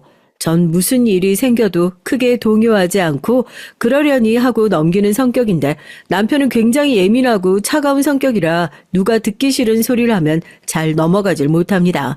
한번 기분이 상하면 상대방에게 사과를 받아야만 항상 상황이 정리가 됐거든요. 사실 뭐든 대수롭지 않게 넘기고 긍정적인 성격의 저와 달리 항상 철저하고 냉정한 남편의 똑부러지는 모습이 좋아서 결혼한 거예요. 저에게 없는 면이 남편에게 있는 게 어른스럽게 보였거든요. 그런데 나이가 들면 들수록 남편의 그런 점이 절 힘들게 할 때가 있었어요. 남편은 항상 본인의 생각이 제일 옳다고 생각했습니다. 본인이 납득 안 되는 상황이면 끝까지 걸고 넘어졌고요. 그런 점은 부부싸움을 할 때도 나타났어요. 한 번은 이런 적이 있었어요. 시어머니께서 제가 한 갈비찜이 먹고 싶다고 하셔서 일이 끝나자마자 고기를 사다가 시댁에 갔죠. 시어머니께서 종종 드시고 싶은 게 있으면 저에게 좀 해달라고 연락 올 때가 있거든요. 처음엔 저도 일 끝나고 장까지 봐서 시댁에 가기 귀찮았지만 제가 한 음식이 맛있어서 하시는 말씀인데 거절하기 어려웠습니다. 그래서 그날도 기분 좋은 마음으로 시댁에 가서 갈비찜을 해서 퇴근하고 시댁으로 온 남편과 함께 저녁을 먹었죠. 설거지까지 마친 제가 남편이랑 시부모님이 거실에 앉아 얘기를 나누고 계시길래 전 텔레비전을 봤어요. 마침 뉴스가 하고 있길래 리모컨을 찾았습니다. 저도 평소에 정치에 전혀 관심도 없고 정치 가지고 왈가왈부하는 사람도 별로 좋아하지 않아서 리모컨을 들고 채널을 바꿨죠. 그런데 갑자기 시어머니가 저에게 버럭 하시더라고요. 어머, 나 뉴스 집중해서 보고 있었는데 말도 안 하고 갑자기 채널 돌리면 어떡하니? 죄송해요, 어머님. 제가 정치 뉴스 보는 걸 싫어해서 저도 모르게 채널 바꿨네요. 다시 틀어놓을게요. 시어머니의 말씀에 전 황급하게 다시 채널을 바꿨습니다. 너는 애가 어릴 때부터 세상 돌아가는 거 인형 관심도 없고 매일 놀러만 다니더니만 여전하구나. 사람이 하루에 한 번은 뉴스도 보고 정치인들 하는 얘기도 들어야 견문이 넓어지는 거야. 아무리 무식해도 명색이 대기업 연구원 남편이랑 사는데 부부끼리 대화가 좀 통하려면 노력을 해야지. 시어머니의 날카로운 말에 전 순간 말문이 턱하고 막히고 말았어요. 한두 번 듣는 소리도 아니었지만 매번 들을 때마다 가슴이 따끔거렸죠. 채널 좀 바꾼 거 가지고 뭘 그렇게 얘기를 해요? 은혜, 원래 텔레비전은 드라마만 봐요. 복잡하고 어려운 건 딱 질색이라고. 난 여자들 드라마 보면서 이러쿵저러쿵 떠드는 것만큼 천박해 보이는 게 없더라. 이래서 결혼은 수준 맞는 사람끼리 해야 하는 거라니까. 남편은 나름 제 편을 들겠다고 했지만 저에게 전혀 도움되지 않았어요. 오히려 더 마음만 다칠 뿐이었죠. 또, 어머니 그만 좀 하세요. 부부 사이 수준이라고 할 게 뭐가 있다고 며느리한테 그런 소리를 해요? 제 표정이 시무룩해지자 남편이 애써 시어머니에게 화를 냈지만 이미 다친 제 마음은 전혀 괜찮아지지 않았어요. 그런데 그날 집에 돌아오는 길에 남편이 시댁에서 일이 답답했는지 저에게 화를 냈습니다. 너는 자존심도 없어? 엄마가 무식하네 어쩌네 하면 나랑 수준이 안 맞다고 하는데 그런 소리를 듣고도 멍청하게 왜 가만히 있어? 남편 나름대로 속상해서 하는 소리라는 걸 알지만 저도 속상했어요. 하루 종일 가게에서 일하고도 집에 못 가고 시댁에 가서 밥상 차리고 설거지까지 다 했는데도 시어머니에게 그런 소리를 들었으니 화가 나서 아직도 가슴이 뛰고 얼굴이 뜨겁게 익어 있었습니다. 그런데 남편까지 저에게 답답하다며 구박을 하니까 화가 나더라고요. 나라고 뭐 성질이 없어서 이 시간에 시댁까지 가서 밥하고 설거지까지 하면서 참고 있는 줄 알아? 어차피 내가 말해봐야 어머니가 보시기에 부족하고 마음에 안 드는 며느리니까 나도 꾹 참는 거라고. 지금 이 와중에 넌 우리 집에 가서 밥하고 설거지한 게 억울해? 남편은 또 이상한 방향으로 불똥이 튀었어요. 남편의 행동에 저도 화가 나고 답답해서 한마디 더 했죠. 그럼 요즘 세상에 어떤 며느리가 퇴근하고 시댁 가서 밥을 차려? 당신도 그래. 내가 힘들게 장보고 상까지 차렸으면 양심적으로 설거지라도 해야지. 어떻게 가만히 있어? 그렇게 하기 싫었으면 하지 말지. 왜 자기 맘대로 다 하고 나서 괜히 가만히 있는 사람한테 생색이야? 당신이 가만히 있었어? 지금도 나한테 뭐라고 하고 있잖아. 매일 며느리 구박 못해서 안달인 시어머니가 잘못이지. 앞에서 말 못하고 가만히 있었던 내가 잘못이야? 그러니까 잘못한 것도 없으면서 맨날 꿀먹은 벙어리처럼 당하고 있지 말고 말을 하라고. 남편은 항상 이런 식이었어요. 본인이야 하고 싶은 것만 하고 하기 싫은 건 안 하면서 살아서 모르는 거죠. 제가 시댁에서 할 말 다 하고 하기 싫은 건 안 하고 살 수 없는 사람이라는 걸 전혀 모르고 있었습니다. 사실 결혼하고 지금까지 이런 일이 한두 번이 아니었어요. 사실 시어머니께서 결혼 전부터 절 좋아하지 않으셨거든요. 어릴 적 동네에서 그냥 알고 지낼 때야 저에게 아예 관심도 없으셨으니까 몰랐지만 알고 보니 제가 시누이랑 어울려 다닐 때부터 저에 대해 썩 좋지 않으셨나 보더라고요. 집도 가난하고 공부도 잘못한 제가 남편과 엮일 줄 생각도 못 하셨나 봐요. 저와 남편이 처음 결혼하겠다고 시댁에 인사 갔을 때 시어머니는 농담하지 말라고 그런 거로 장난치는 거 아니라고까지 하셨죠. 대놓고 결혼은 절대 안 된다고 하신 건 아니지만 시누이 말로는 시어머니께서 제가 인사드리고 돌아가고 나서 남편에게 정말 저와 결혼하려고 하는 게 맞느냐고 몇 번이나 물으셨다고 하더라고요. 아무리 어릴 때부터 친구라도 사람이 어느 정도 수준이라는 게 맞아야지. 동네에서 생선이나 파는 집 딸내미랑 네가 어울리기나 해? 우리 집도 지금이야 아버지가 잘 풀려서 사장님 소리 듣는 거지. 어릴 때야 시장에서 장사한 거 똑같은데 무슨 그런 소리를 해요? 부부가 수준이 맞을 필요가 뭐 있어. 서로 좋아하면 되는 거지. 실제로 시어머니와 남편이 나눈 대화를 시누이에게 듣고 나서 전 한동안 마음이 쓰여 남편에게 연락도 못할 정도였어요. 혹시나 시어머니의 말을 듣고 고민하다가 저와 결혼 못하겠다고 할까 봐서요. 어릴 때 시부모님이랑 친정 부모님은 같은 시장에서 장사를 하셨어요. 저희 친정 부모님은 생선 가게를 했고 시부모님은 냉면집을 했습니다. 그런데 시부모님이 냉면집을 하시던 건물 주변으로 재건축이 대대적으로 되면서 시아버지께서 제대로 알박기를 해놓으셨다가 남들보다 돈을 3배 넘게 받아오셨어요. 그 돈으로 근처 상가를 샀는데 재건축이 되면서 자연스레 같이 주변 부동산이 배로 뛰어 갑자기 40억대 건물주가 된 거예요. 그런 거 보면 참 사람 인생이란 모르는 것 같아요.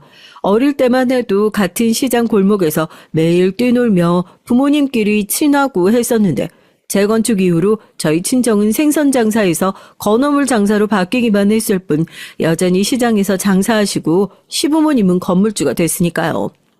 아무리 상황이 변했다고 해도 시어머니가 좀 얄미운 게 대놓고 저희 집안을 무시했어요. 제가 이젠 건어물 장사를 하신다고 몇 번을 얘기를 했는데도 시어머니는 자꾸만 절 부를 때마다 생선집 딸내미라고 말을 했습니다. 거기다가 다 지난 일이긴 하지만 아직도 서러운 게 상견례 날 오랜만에 만난 저희 친정 부모님 앞에서 결혼식 날 굳이 뭐하러 사람들을 다 부르냐고 가까운 친지만 모아서 하자고도 하셨고요. 남들한테 뭐 내세울 만한 결혼이라고 다 불러서 밥까지 먹여. 아유 그냥 우리끼리 모여서 조촐하게 해. 시어머니야 그냥 하신 얘기인지 몰라도 삽시간에 상견례 분위기는 엉망이 됐죠. 특히나 전부터 절 탐탁치 않게 여기시는 시어머니를 얄밉게 생각했던 친정엄마가 참지 못하고 욱 하셨습니다. 애들이 좋아서 하는 결혼인데 내세우고 말 게 어딨어? 난 자식이라고 딸 하나라 이 사람 저 사람 다 초대해서 그냥 성대하게 할 거야. 준석이 엄마나 조촐하게 불러서 해. 아이고 은혜 어머니도 알잖아요. 이 사람이 우리 준석이 애지중지 키운 거 갑자기 장가 간다니까 아쉬워서 그러는 거니까 좀 이해해 주세요. 그래 우리가 뭐 남인가. 어릴 때부터 한 동네 살면서 식구처럼 지내다가 이제 진짜 한 식구 되게 된 건데 서로 이해할 건 이해해야지. 싸늘한 상견례 분위기에 시아버지와 친정아버지가 나서서 분위기를 풀어보려고 했지만 이미 감정이 상할 대로 상한 친정엄만 마음을 풀려고 하지 않았어요. 세상에 자기 자식 안견 사람이 어딨어. 난 아무리 봐도 우리 은혜가 훨씬 더 아깝구만.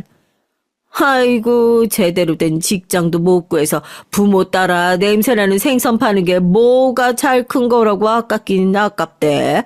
우리 아들 같은 신랑 잡았으면 땡 잡은 거지. 친정 엄마도 엄마였지만 시어머니도 시어머니였어요. 한마디도 그냥 넘어가질 않고 서로 끝까지 꼬투리를 잡았습니다. 우리 가게 건어물 장사로 바꾼 지가 언젠데 아직도 냄새나는 생선이래? 결국은 폭발한 엄마가 자리에서 벌떡 일어나면서까지 소리를 질렀습니다. 그러자 시어머니도 마찬가지로 자리에서 벌떡 일어나 삿대질을 했어요. 건어물이 생선이랑 다를 게 뭐래? 아이고, 냄새나고 구질구질한 건 똑같지. 여보, 사돈 되실 분들한테 뭐 하는 짓이야? 그만해. 그래, 너 나랑 한번 해보자는 거지? 애들 결혼이고 뭐고 오늘 너 죽고 나 죽자. 너 이리 나와. 아무리 그래도 상견례 짤인데 이러다가 정말 큰일이 날 것 같아 저와 아버진 어머니를 따라 일어나 양쪽에서 어머니를 잡아 끌었어요. 그런 와중에 이런 사달을 만든 시어머니는 오히려 더 씩씩거렸습니다. 그때였어요. 난리가 나도 가만히 있던 남편이 자리에서 의자를 뒤로 밀고 일어났습니다. 그러더니 하는 말이 기가 막혔어요. 제 상견례 자리가 이렇게 될 거라곤 상상도 못했는데 두 분 다 정말 너무하시네요. 자식들 앞에서 이런 꼴까지 보이셔야겠어요.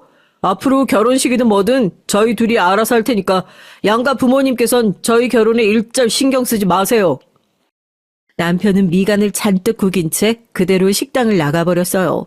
전 놀라서 그 뒤를 따라 나갔죠. 그리고 남편의 차에 따라 탔습니다. 그러곤 하는 말이 놀라웠어요. 우리 엄마 저러는 게 어디 한두 번이야? 그냥 그러려니 넘기실 수도 있지. 장모님도 꼭 저렇게 똑같이 구셔야겠어. 아휴, 저 식당 회사 선배 형네 가게라 어렵게 예약해 준 건데 이제 회사에서도 우리 집 막장 집구석이라고 소문 다 나게 생겼다. 아우, 진짜 쪽팔려. 남편 성격상 나서서 우리 집 편을 들어줄 거라고는 생각 안 했지만 그 와중에도 남편은 자기 걱정만 하고 있더라고요.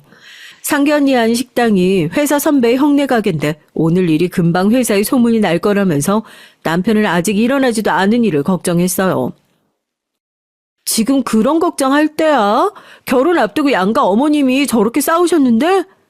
두 분이 싸우든지 말든지 우리랑 무슨 상관이야? 그렇다고 결혼 안 할 것도 아닌데. 남편이 저와 많이 다른 사람이라는 거야 진작 알고 있었지만 이 정도로 생각하는 게 다를 줄 몰랐어요. 제 마음을 몰라준다고 해서 남편이 원망스럽진 않았습니다. 남편은 원래 어릴 때부터 본인의 부모님을 별로 좋아하지 않았어요. 돈 조금 더 벌겠다고 알바끼까지 해서 주변에 다 재건축이 들어갔는데도 장사도 안 하면서 끝까지 남아 버틴 것도 쪽팔렸고 그 돈으로 건물 좀 샀다고 무슨 부자처럼 구는 것도 싫다고 했죠. 그렇다 보니 남편은 뭐든지 결정을 할 때 본인이 알아서 결정하고 행동했어요. 부모님께 도움도 일절 받지 않고요. 남편이 그런 사람이다 보니까 아마 남편도 절 이해하지 못할 거예요. 저야 어릴 때부터 특별히 좋아하는 것도 잘하는 것도 없이 살다가 점수 맞춰 대충 대학 나와 지금은 부모님 가게에서 일하고 있으니까요. 평생 쉬지 않고 열심히 살아온 남편이 보기엔 이런 제가 답답하고 이해도 안 될 텐데 그래도 연애하는 동안 싫은 내색 안 하고 잔소리 한 번 안 하는 거 보면 남편이 절 많이 좋아하고 있다고 느꼈어요. 그래서 결혼도 결정한 거고요. 식당 룸 안에서 일하는 일이라 직원들도 못 들었을 거야. 걔는 걱정하지 마. 남편에게 서운한 점이 없는 건 아니지만 남편도 저의 부족한 점을 항상 이해해 주니 전 애써 예민하고 날카로운 남편의 성격을 받아주고 보듬어 주려고 노력했어요. 그렇게 저와 남편은 상견례 날 양가 부모님의 불미스러운 일을 제대로 마무리하지 않은 채 결혼식을 올렸습니다. 결혼식을 준비하는 내내 친정엄마의 잔소리와 원망 섞인 소리를 듣느라 저도 죄송스러운 마음이 있긴 했지만 남편 말대로 우리 둘이 좋아서 하는 결혼식이니 우리가 알아서 하면 되는 거라고 여겼어요. 그런데 살다 보니 이게 또 항상 제 마음 같진 않더라고요. 저도 남편도 서로를 향한 마음이 영원히 변하지 않을 줄 알았는데 둘 다 사람이다 보니 서서히 변해갔습니다. 결혼하기 전 남편과 상의해서 결정한 내용이 있었어요. 먼저 결혼은 해도 아이는 필수라고 생각하지 않을 것. 두 번째, 각자의 수입이나 지출은 알아서 관리하고 절대 간섭하지 않을 것. 마지막, 아무리 부부라고 해도 평일이든 주말이든 모든 걸 함께 공유하려고 하지 말 것. 대부분 남편이 요구한 상황이긴 했지만 저도 특별히 어려울 것 같진 않아 다 동의했어요. 주변에선 다들 아이 없이 정말 살 수 있냐, 부부끼리 얼마를 벌고 얼마를 쓰는지 모르고 산다는 게 말이 되냐 말들이 많았지만 전 나쁘지 않다고 생각했죠. 결혼 전 제가 남편이 좋았던 이유도 저에게 간섭하지 않고 잔소리하지 않아서 좋았던 거니까요. 그런데 좋은 방향으로 생각했던 이 규칙들이 막상 결혼하고 나니까 자꾸만 제 발목을 잡았습니다. 한 번은 이런 적이 있었어요. 제가 부모님과 함께 일하는 시장에 모임이 하나 있었거든요. 시장에서 장사하는 제 또래 언니, 친구들이 만든 모임인데 한 달에 한 번 정도 부부끼리 여행도 가고 술자리도 갖는 모임입니다. 모임을 하는 언니나 친구들이랑 저도 친한데 제가 결혼을 늦게 한 편이라 전 정작 부모님 모임엔 가본 적이 없었어요. 그래서 결혼하게 되면 저도 그 모임에 갈 수 있을 테니 은근 기대하고 있었죠. 그래서 제가 결혼하고 첫 달 모임에 남편에게 함께 갈 수 있는지 물었습니다. 처음 참석하는 거라 모임 사람들이 일정을 우리 부부에게 맞춰주기로 했다고요. 그런데 제 말에 남편이 불편한 티를 확 냈어요. 당신 결혼 전 약속했던 마지막 규칙 까먹었어? 아무리 부부라도 서로의 일정이나 계획 공유하려고 하지 말라고 했잖아. 그래서 미리 말하는 거잖아. 당신 가능한 날 시간에 맞춰서 가자고. 전 남편의 말과 의도가 무슨 뜻인지 정확하게 이해가 되지 않았습니다. 제가 생각한 마지막 규칙은 서로 피곤하고 쉬고 싶을 때 갑자기 영화를 보러 가자고 조른다거나 미리 말도 없이 친정이나 시댁에 가자고 한다거나 이런 걸 하지 말자는 정도로 생각했어요. 내가 당신 같이 일하는 사람들 모임에 뭐하러 가? 당신이랑 갔다 와. 남편은 아예 모임에 갈 생각이 없다는 말이었어요. 부부 동반 모임인데 나만 어떻게 혼자 가? 결혼 전부터 내가 말했잖아. 나랑 친한 언니랑 친구들이라고. 나도 결혼하면 꼭 가고 싶다고. 전 너무 황당하고 억울해서 목소리까지 커졌습니다. 아무리 가기 싫어도 그렇지 어떻게 생각도 안 해보고 곧바로 안 간다고 할 수 있는지 모르겠더라고요. 내가 언제 내 친구들 모임이나 직장 사람들 모임에 당신더러 같이 가자고 한 적 있어? 난 당신 불편할까봐 미리 배려하는 거야. 당신도 날 위해서 좀 배려해줬으면 좋겠어. 남편을 보고 있으면 항상 말은 그럴듯해 보이게 하는 것 같지만 결론적으로 보면 항상 본인이 하고 싶은 대로였어요. 제가 원하는 거나 제 생각은 별로 중요하지 않은 것 같았죠. 난 당신 친구들 모임이나 직장 사람들이랑 하는 모임에 가도 상관없어. 하나도 안 불편해. 부부 싸움이라는 게 서로 말이 안 통하다 보면 결국은 목소리가 커지더라고요. 다툴 때 감정만 앞세우고 소리 지르는 걸 제일 싫어하는 남편에게 그 모습을 보이고 말았습니다. 이래서 딸은 친정 엄마를 닮는다는 말이 있는 건가? 너 지금 장모님이랑 말투며 표정이며 똑같아. 남편은 좋게 말해서 이성적인 거지 가만 보면 사람이 참 싸가지가 없어요. 융통성도 없고요. 하다 친정 엄마까지 들먹이며 사람을 바보로 만들더라고요. 남편에 대해 모르는 게 없다고 자부하는 저지만 남편이 저럴 때마다 속이 골타 터진 것 같아요. 남편과 살아보니 사람이 능력만 있다고 다가 아니더군요. 공부만 하고 주변에 친구가 없어서 그런지 사람이 참 융통성이 없었어요. 시댁에서야 시부모님 두 분 다 남편의 말이라면 다 옳고 떠받들어 주지만 저희 친정은 그렇지 않았습니다. 결혼 전부터 양가 어머님 사이가 좋지 않았기에 결혼하고 나서도 친정엄마인 시댁이나 남편에 대한 마음이 썩 좋지 않았어요. 그래도 딸이랑 사는 사위다 보니 저희 시어머니처럼 대놓고 남편을 구박하거나 뭐라고 하진 않으셨지만 남편이 눈에 거슬리는 행동을 하면 참지 않으셨죠.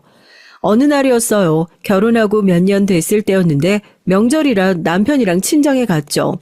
어느 명절과 마찬가지로 시댁에서 받은 스트레스로 제 컨디션이 좋지 않았습니다.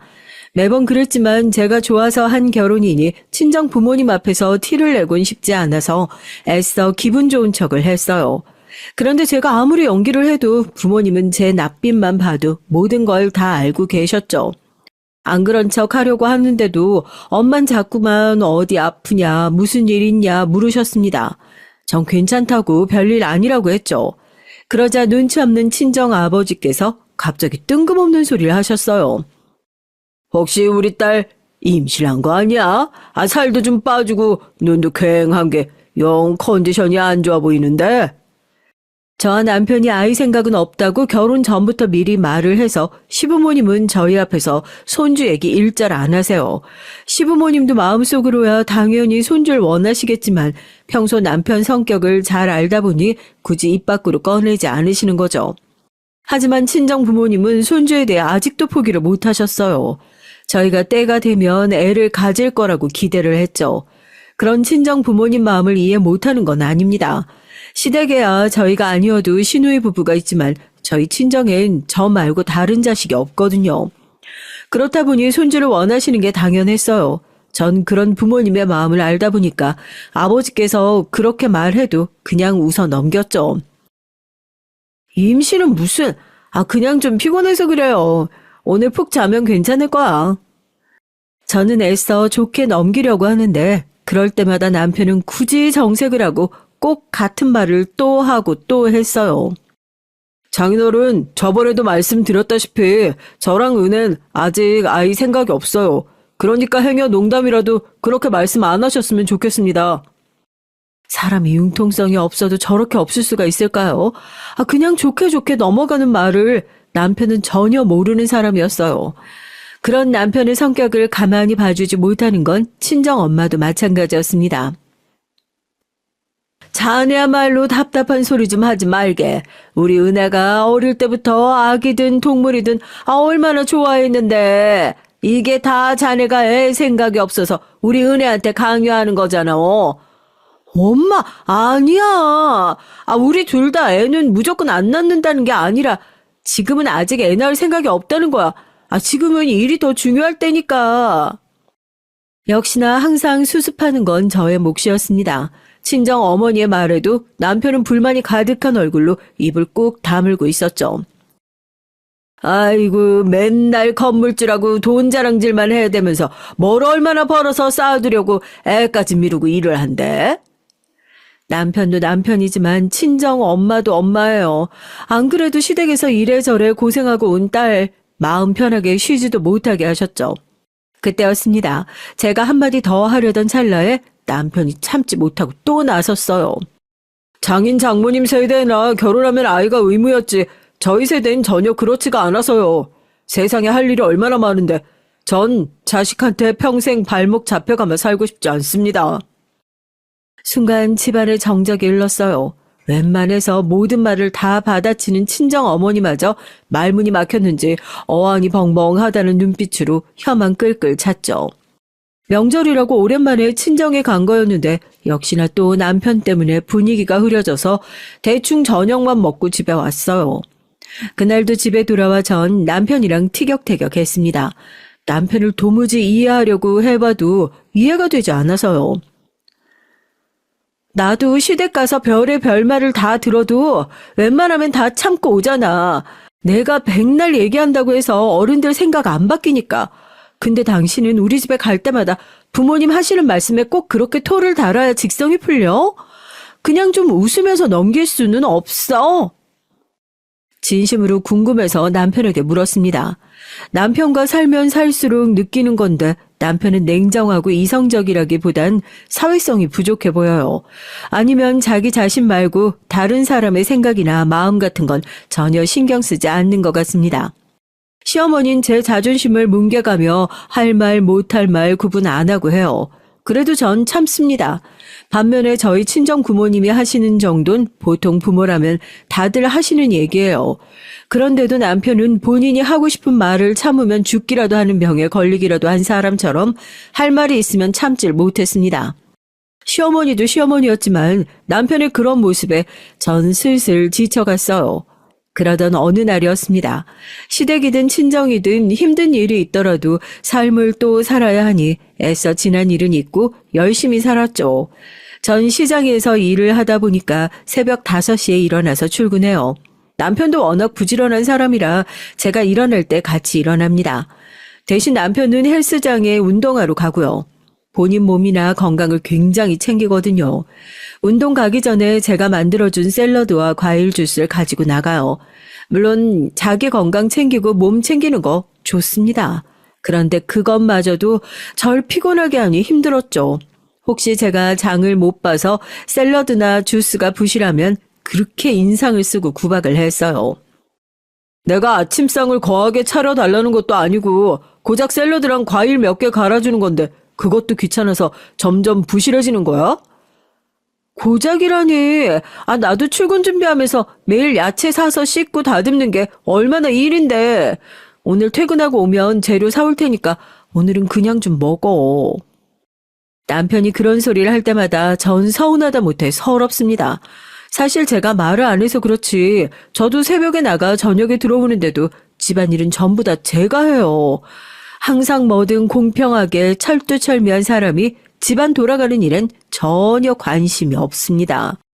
결혼 초기에 할 줄 몰라서 그런가 보다 싶어 한두 번 제가 가르쳐 줬어요. 밥이나 설거지는 몰라도 청소 빨래 정도는 할 수 있겠지 싶어 가르쳤습니다. 그런데 몇 번을 알려줘도 먼저 하려고 하질 않았어요. 심지어 본인은 손 하나 까딱 안 하면서 잔소리는 또 어지간히 해댔어요. 한 번은 쉬는 날이라 좀 늦게까지 잠을 자고 있었는데 남편이 무슨 급한 일이라도 있는 것처럼 다급하게 깨우더라고요. 전 피곤해서 잘 떠지지도 않는 눈을 간신히 떴습니다. 그러자 남편이 웬 티셔츠를 들고 제 앞에 드밀더라고요. 나 오늘 회사 체육대회라 이 티셔츠 입고 간다고 말했잖아. 안 다려놨어? 전 순간 꿈을 꾸는 줄 알았습니다. 평소에 잘 입지도 않는 면 티셔츠를 들이밀면서 안 다려놨다고 하는데 기가 막혔죠. 오늘 체육대회라며 누가 셔츠도 아니고 면 티셔츠를 다려 입어. 저는 살다 처음 들었어요. 면 티셔츠를 다리미로 다려서 입는다는 소리를요. 암튼 남편은 뭐든지 유난이었습니다. 아무리 체육대회라도 회사 사람들이랑 하는 건데 평소처럼 깔끔하게 입고 가야지. 다 구겨진 티셔츠나 입고 가야겠어? 저도 전날 너무 일이 많아서 피곤해서 그런지 남편의 말 하나하나가 다 거슬렸어요. 전 순간 욱해서 이불을 차고 침대에서 벌떡 일어났죠. 당신이 체육대회에 깔끔하게 입고 가고 싶었으면 진작에 다려놨으면 됐잖아. 그걸 왜 내가 다려? 내가 다림질을 어떻게 해? 결혼 전에 엄마가 항상 내 속옷까지 다려줬었는데. 진심 남편의 태도가 너무 짜증나서 울분이 단전에서부터 끌어올라왔죠. 내가 당신 엄마야? 당신 엄마가 해주던 일을 왜 나한테 얘기해? 그까지 티셔츠가 그렇게 중요하면 지금이라도 엄마한테 가서 다려달라고 하든지. 평소와 달리 더 흥분한 저의 모습에 남편도 더는 할 말이 없었는지 들고 있던 티셔츠를 휙 가지고 나가버렸어요. 저도 참을 만큼 참았습니다. 부부라는 게, 가족이라는 게 뭐든 일방적인 희생만 있으면 안 되는 거 아닌가요? 남편은 결혼 전과 똑같이 사는 것 같은데 제 삶만 달라졌어요. 지금까지 살면서 누구에게 미움 한 번 받은 적 없이 귀하게 살았었는데 남편과 결혼하고 나선 시어머니에게 말도 안 되는 구박을 당하는 것도 모자라서 집에서 매일 식모 노릇만 하는 것 같았죠. 남편은 제가 필요한 부분이나 요구하는 사항은 들어주지도 않으면서 본인이 원하는 것과 본인이 원하는 요구사항은 언제나 제가 다 들어주는 게 당연하다고 여기더라고요. 그런데 얼마 뒤 믿기지 않는 일이 벌어졌습니다. 그날 남편이 몸이 좋지 않아서 출근하지 않고 집에서 재택근무를 하고 있었어요. 평소 잘 아픈 사람이 아닌데 몸이 안 좋다고 하길래 저도 걱정이 돼서 가게에 나갔다가 일찍 집에서 돌아왔죠. 집에 들어왔더니 남편이 씻고 있는지 욕실에서 물소리가 나고 방에 컴퓨터가 켜져 있더라고요. 전 죽이라도 좀 끓여줄까 싶어서 주방으로 가려던 참이었습니다. 그런데 남편의 컴퓨터 화면에 카톡창이 연신 반짝거리더라고요. 전 호기심에 슬쩍 남편 컴퓨터를 확인했죠. 남편이 대화하던 상대는 유대리라는 직원이었어요. 그런데 대화 내용이 일 얘기는 아닌 것 같더라고요. 자세히 보니까 사적인 얘기를 하고 있었습니다. 더군다나 그 사적인 얘기가 바로 제 얘기인 것 같더라고요. 우리가 애가 있어 뭐가 있어. 그까지 청소 빨래 정도는 본인이 할 수도 있는 거지. 꼭 불공평하다면서 꾸역꾸역 잘하지도 못하는 거 나한테 시킨다니까. 아, 내가 이래서 애를 안 낳는 거야. 애 낳아봐. 이거 해라 저거 해라. 얼마나 잔소리 하겠어. 에이, 부모님 반대까지 무릅쓰고 결혼할 만큼 좋아했으면서 이제 와서 웬 엄살이세요. 그거야 애가 순진하고 물러터져서 내 말이라면 죽는 신용이라도 할 애니까 그런 거지. 근데 마누라도 나이가 드는지 점점 드세져. 깡패 장모님이랑 완전 똑같다니까. 아우, 과장님 드센 여자 안 좋아하시는데 큰일 났네요. 전 순간 제 두 눈을 의심했어요. 이게 정말 남편이 회사 후배와 주고받는 말이 맞나 싶어서요. 전 너무 놀라고 화가 나서 죽이고 뭐고 그대로 집을 나와버렸죠. 저런 인간 뭐가 예쁘다고 죽을 끓여주겠어요. 마음 같아선 아파서 죽든 말든 상관하고 싶지 않더라고요. 그날 이후론 남편을 보는 게 불편했습니다. 그나마 있던 정마저 다 떨어진 건지 정말 눈도 마주치고 싶지 않았어요. 그런데 마음이 불편한 건 저뿐만이 아닌 것 같더군요. 남편도 뭔가 정과 달라졌어요.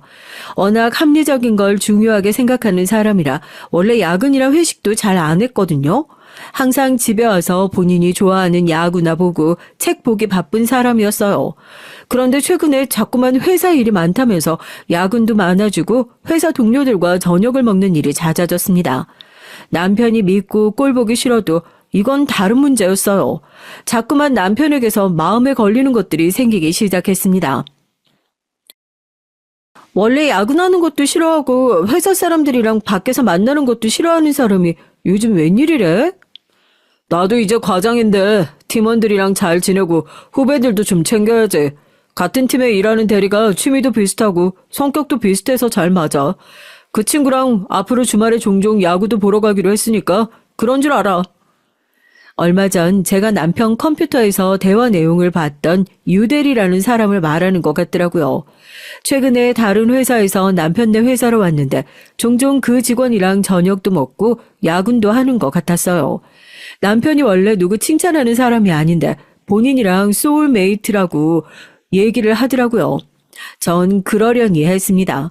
안 그래도 요즘 집에 둘이 붙어 있으면 자꾸 싸우는데 남편도 취미가 있어서 밖에서 사람들도 만나고 즐겁게 보내다 오는 게 저에게도 더 낫다고 생각했죠. 그런데 그게 좀 과했어요. 남편은 마치 딴 데 정신이 팔린 사람처럼 가정엔 조금도 관심이 없었습니다. 저는 집안일에 관심이 있거나 살가운 사람은 아니었지만 그래도 우리가 심적으로 부부라는 유대감이 있었고 주말이면 가끔 영화도 보러 가고 데이트도 하면서 지냈었거든요. 그런데 최근 몇 개월 동안은 전혀 그런 교감이 없었어요. 남편은 항상 바빴고 저 혼자 집에 남겨지는 일이 많아졌죠. 점점 이런 생활이 자연스러워지니 저도 우울해지더라고요. 그리고 오만 가지 생각이 다 들었습니다. 어쩌면 이게 바로 주변 사람들이 말하던 자식이 없어서 생기는 부부간의 문제인가 싶기도 하고요. 한번 그렇게 생각이 들고 나니까 전 자꾸만 아이를 낳고 싶다는 생각이 들었습니다. 그래서 은근슬쩍 남편에게 아이 얘기를 꺼냈죠. 여전히 아이 낳고 싶은 생각이 없냐고요. 그러자 남편은 기다렸다는 듯 전혀 없다고 대답을 했어요.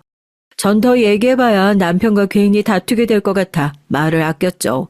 그리고 며칠 뒤 시댁에 일이 있어서 갔을 때 시부모님께 넌지시 얘기를 했어요. 손주 보고 싶은 생각 없으시냐는 투로요. 제 말에 시아버지는 좋아하셨지만 시어머니는 반응이 달랐습니다. 너희 나이가 벌써 30대 후반인데 지금 나서 애를 언제 키우니? 괜히 뒤늦게 고생하지 말고 아유 그냥 각자 즐기면서 살아. 에휴 그래도 애는 하나 있으면 좋지. 왜? 세아가 넌 아이 갖고 싶은데 준석이 자식이 안 낳겠대? 전 이제 좀 생각이 나는데 준석 씨는 아직인 것 같아요. 전 시부모님이라도 좀 제 편이 되어주셨으면 해서 얘기를 했어요. 역시나 시아버지는 제 말을 긍정적으로 생각을 하시더라고요. 그런데 시어머니는 제 말이 끝나기 무섭게 미간을 구겼습니다. 어이씨구 왜? 혹시 너희 부부 사이에 무슨 일 생겼니? 그래서 뜬금없이 애라도 가지겠다고 그러는 거 아니야? 시어머니는 생각지도 못한 소리를 했습니다. 제 속을 다 꿰뚫어 보기라도 하시는 것처럼 저와 남편 사이를 물었죠. 전 애써 아니라고 더 늦기 전에 낳고 싶은 것뿐이라고 했습니다.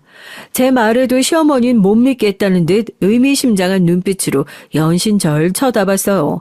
전 괜한 말을 했다 싶었습니다. 그로부터 얼마 뒤 시아버지의 칠순잔치 날이 됐어요. 그 자리에서 믿기지 않는 충격적인 일이 있었어요.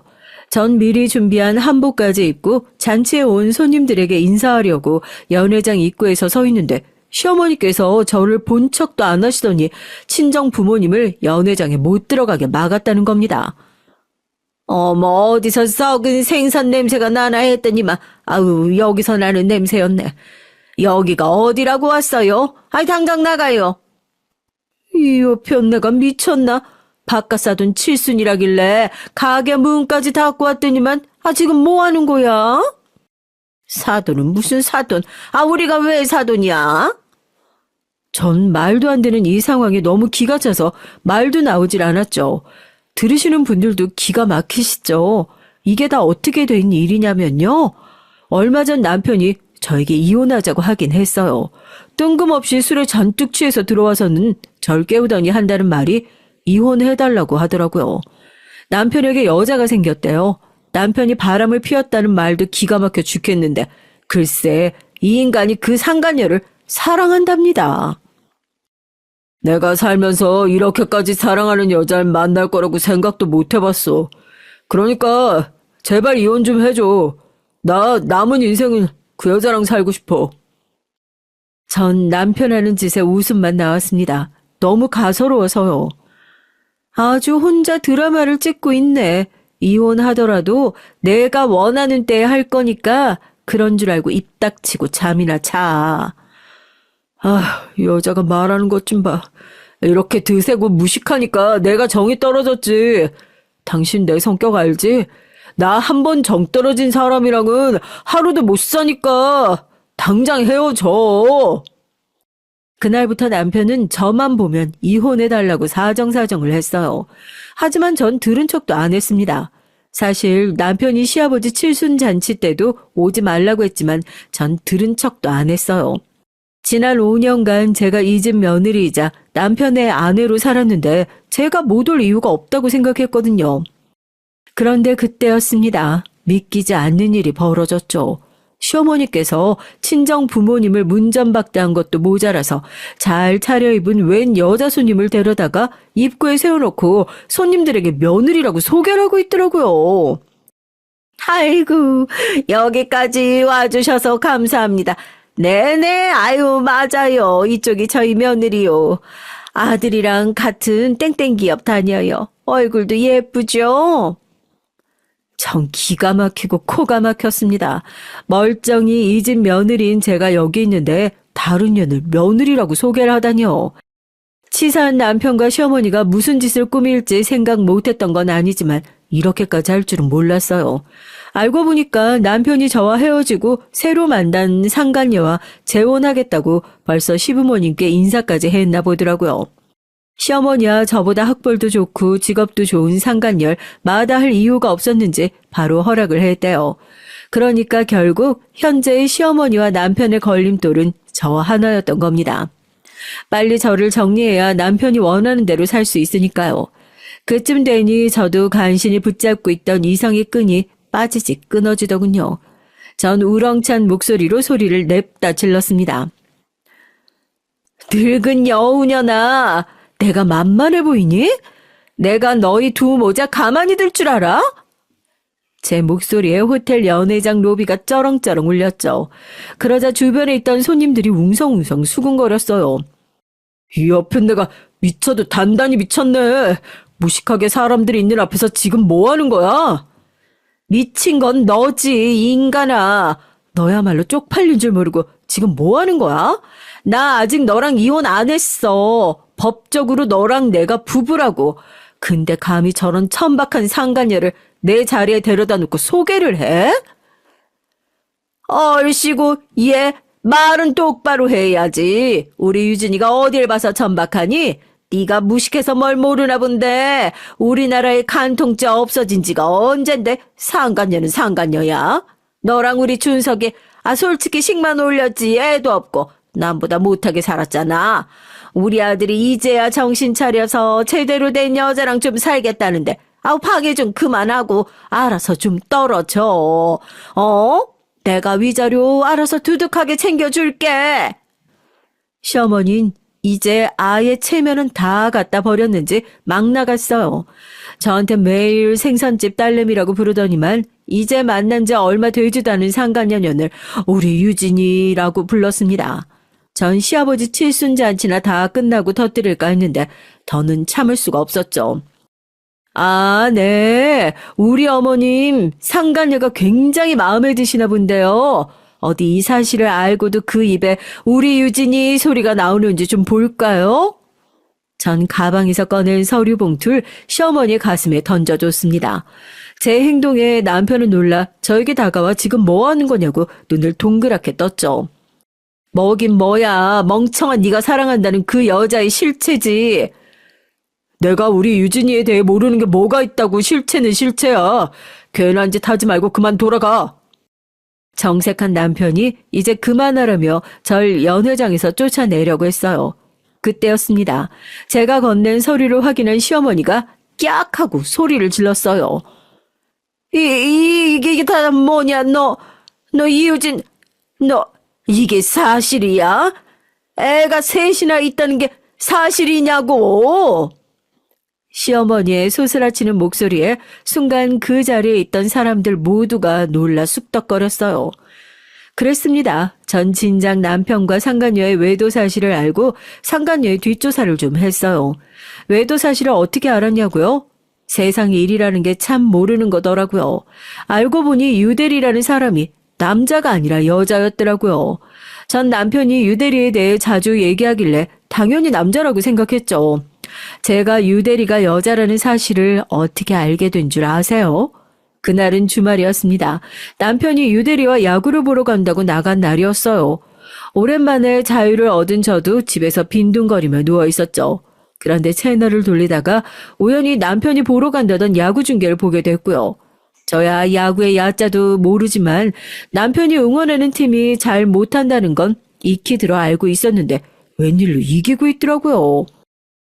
오랜만에 야구장 간 건데 이기고 있어서 좋아하고 있겠네. 어머, 저게 뭐야? 저 사람 지금 저기서 뭐 하고 있는 거야? 본인이 응원하는 야구팀이 맨날 진다고 징징거리더니만 때마침 남편이 직관하러 간 날 이기고 있으니까 남편이 좋아하고 있겠구나 싶었죠. 잠깐 야구를 보다가 채널을 바꾸려던 그때 충격적인 장면을 제 두 눈으로 보고야 말았습니다. 운명처럼 한 선수가 홈런을 쳐서 공이 객석으로 날아가던 그 순간 야구장 카메라가 객석에 있던 남편을 잡았는데 남편 옆에 처음 보는 여자가 떡하니 앉아있더라고요. 심지어 둘이 좋아서 손을 꼭 잡은 모습이 그대로 텔레비전 화면에 잡혔어요.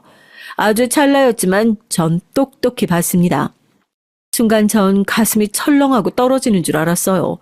분명 회사 유대리랑 야구를 보러 간다고던 남자가 웬 낯선 여자와 함께 야구장에 있었어요. 그날 밤 팀의 승리로 너무 좋아서 유대리와 맥주까지 마시고 왔다는 남편은 샤워하고 나오자마자 잠들었고요. 전 곧바로 남편의 핸드폰을 들고 거실로 나와 남편의 핸드폰을 뒤졌죠. 통화 기록엔 말 그대로 유대리밖에 없었습니다. 전 찜찜한 마음에 카톡을 들어가 유대리의 프로필 사진을 확인했죠. 유대리의 프로필 사진은 마침 오늘 야구장에서 찍은 본인의 사진이었습니다. 전 왜 생각도 못했을까요? 유대리가 여자일 거라고요. 유대린 여자였습니다. 전 그날 밤 너무 혼란스러워서 잠도 제대로 자지 못했죠. 어디까지가 진실이고 무엇이 거짓인지 구분이 되질 않아서요. 바로 그날부터 전 남편과 상간녀의 뒤를 밟았습니다. 둘이 아주 불이 붙었는지 주변 눈치도 안 보고 바람 피우는 증거가 수두룩하더라고요. 일주일에 두세 번씩 모텔에 가는 사진과 둘이 주고받은 메신저 사진, 그리고 남편의 비밀 SNS 계정까지 다 찾아냈죠. 남편과 그 상간녀녀의 뒷조사를 하던 중 전 놀라운 사실을 알게 됐어요. 제가 운이 좋은 건지 나쁜 건지 인연이 보통 년이 아니더라고요. 남편네 회사에 오기 전에 다녔다던 회사에서도 스캔들이 생겨서 회사를 그만둔 거였어요. 알고 보니까 인연이 상습적인 가정 파괴범이었더라고요. 항상 유부남들에게 접근해서 이혼하게 하고 남자 재산을 가로챘고요. 더군다나 애가 셋이나 있더라고요. 정식으로 결혼을 한 번도 안 했는데 낳은 애만 셋이었습니다. 애 셋이 다 생물학적인 아버지가 다르고요. 가관도 이런 가관이 없었죠. 전 절로 웃음이 나왔어요. 공부만 할 줄 알았지 세상 물정이라곤 모르더니만 남편이 당해도 제대로 당했더라고요. 전 상간녀의 진짜 모습을 알고 난 뒤 며칠 동안 너무 속이 시원하고 고소해서 남편을 볼 때마다 안쓰럽다는 생각마저 들었습니다. 그런데 이 멍청한 인간이 술 먹고 들어와서 저에게 이혼을 해달라며 사정을 하더라고요. 웃겨서 죽는 줄 알았어요. 제가 못 들은 척 하는데도 자꾸만 사랑하는 여자가 생겼다고 하길래 괘씸해서 이 사실을 언제 알릴까 엿보고 있었거든요. 그날이 바로 오늘 시아버지의 칠순날이었습니다. 아이고 이게 무슨 일이야. 이 멍청한 자식아. 만나는 여자마다 도대체 다 왜 이 모양이야. 그럴 리가 없어. 유진아, 그치? 이거 다 거짓말이지? 시어머니는 사람들 다 있는 호텔 로비에 벌러덩 누워버리고 남편은 상간년연의 바지가랑이를 잡았어요. 상간년 이 상황이 쪽팔린지 남편을 밀쳐내고 호텔을 빠져나갔고요. 막장이 따로 없었습니다. 그날 이후 남편과 시어머니는 망신을 제대로 당했죠. 남편은 회사도 그만뒀더라고요. 그러든지 말든지 전 상관도 없는 일이었습니다.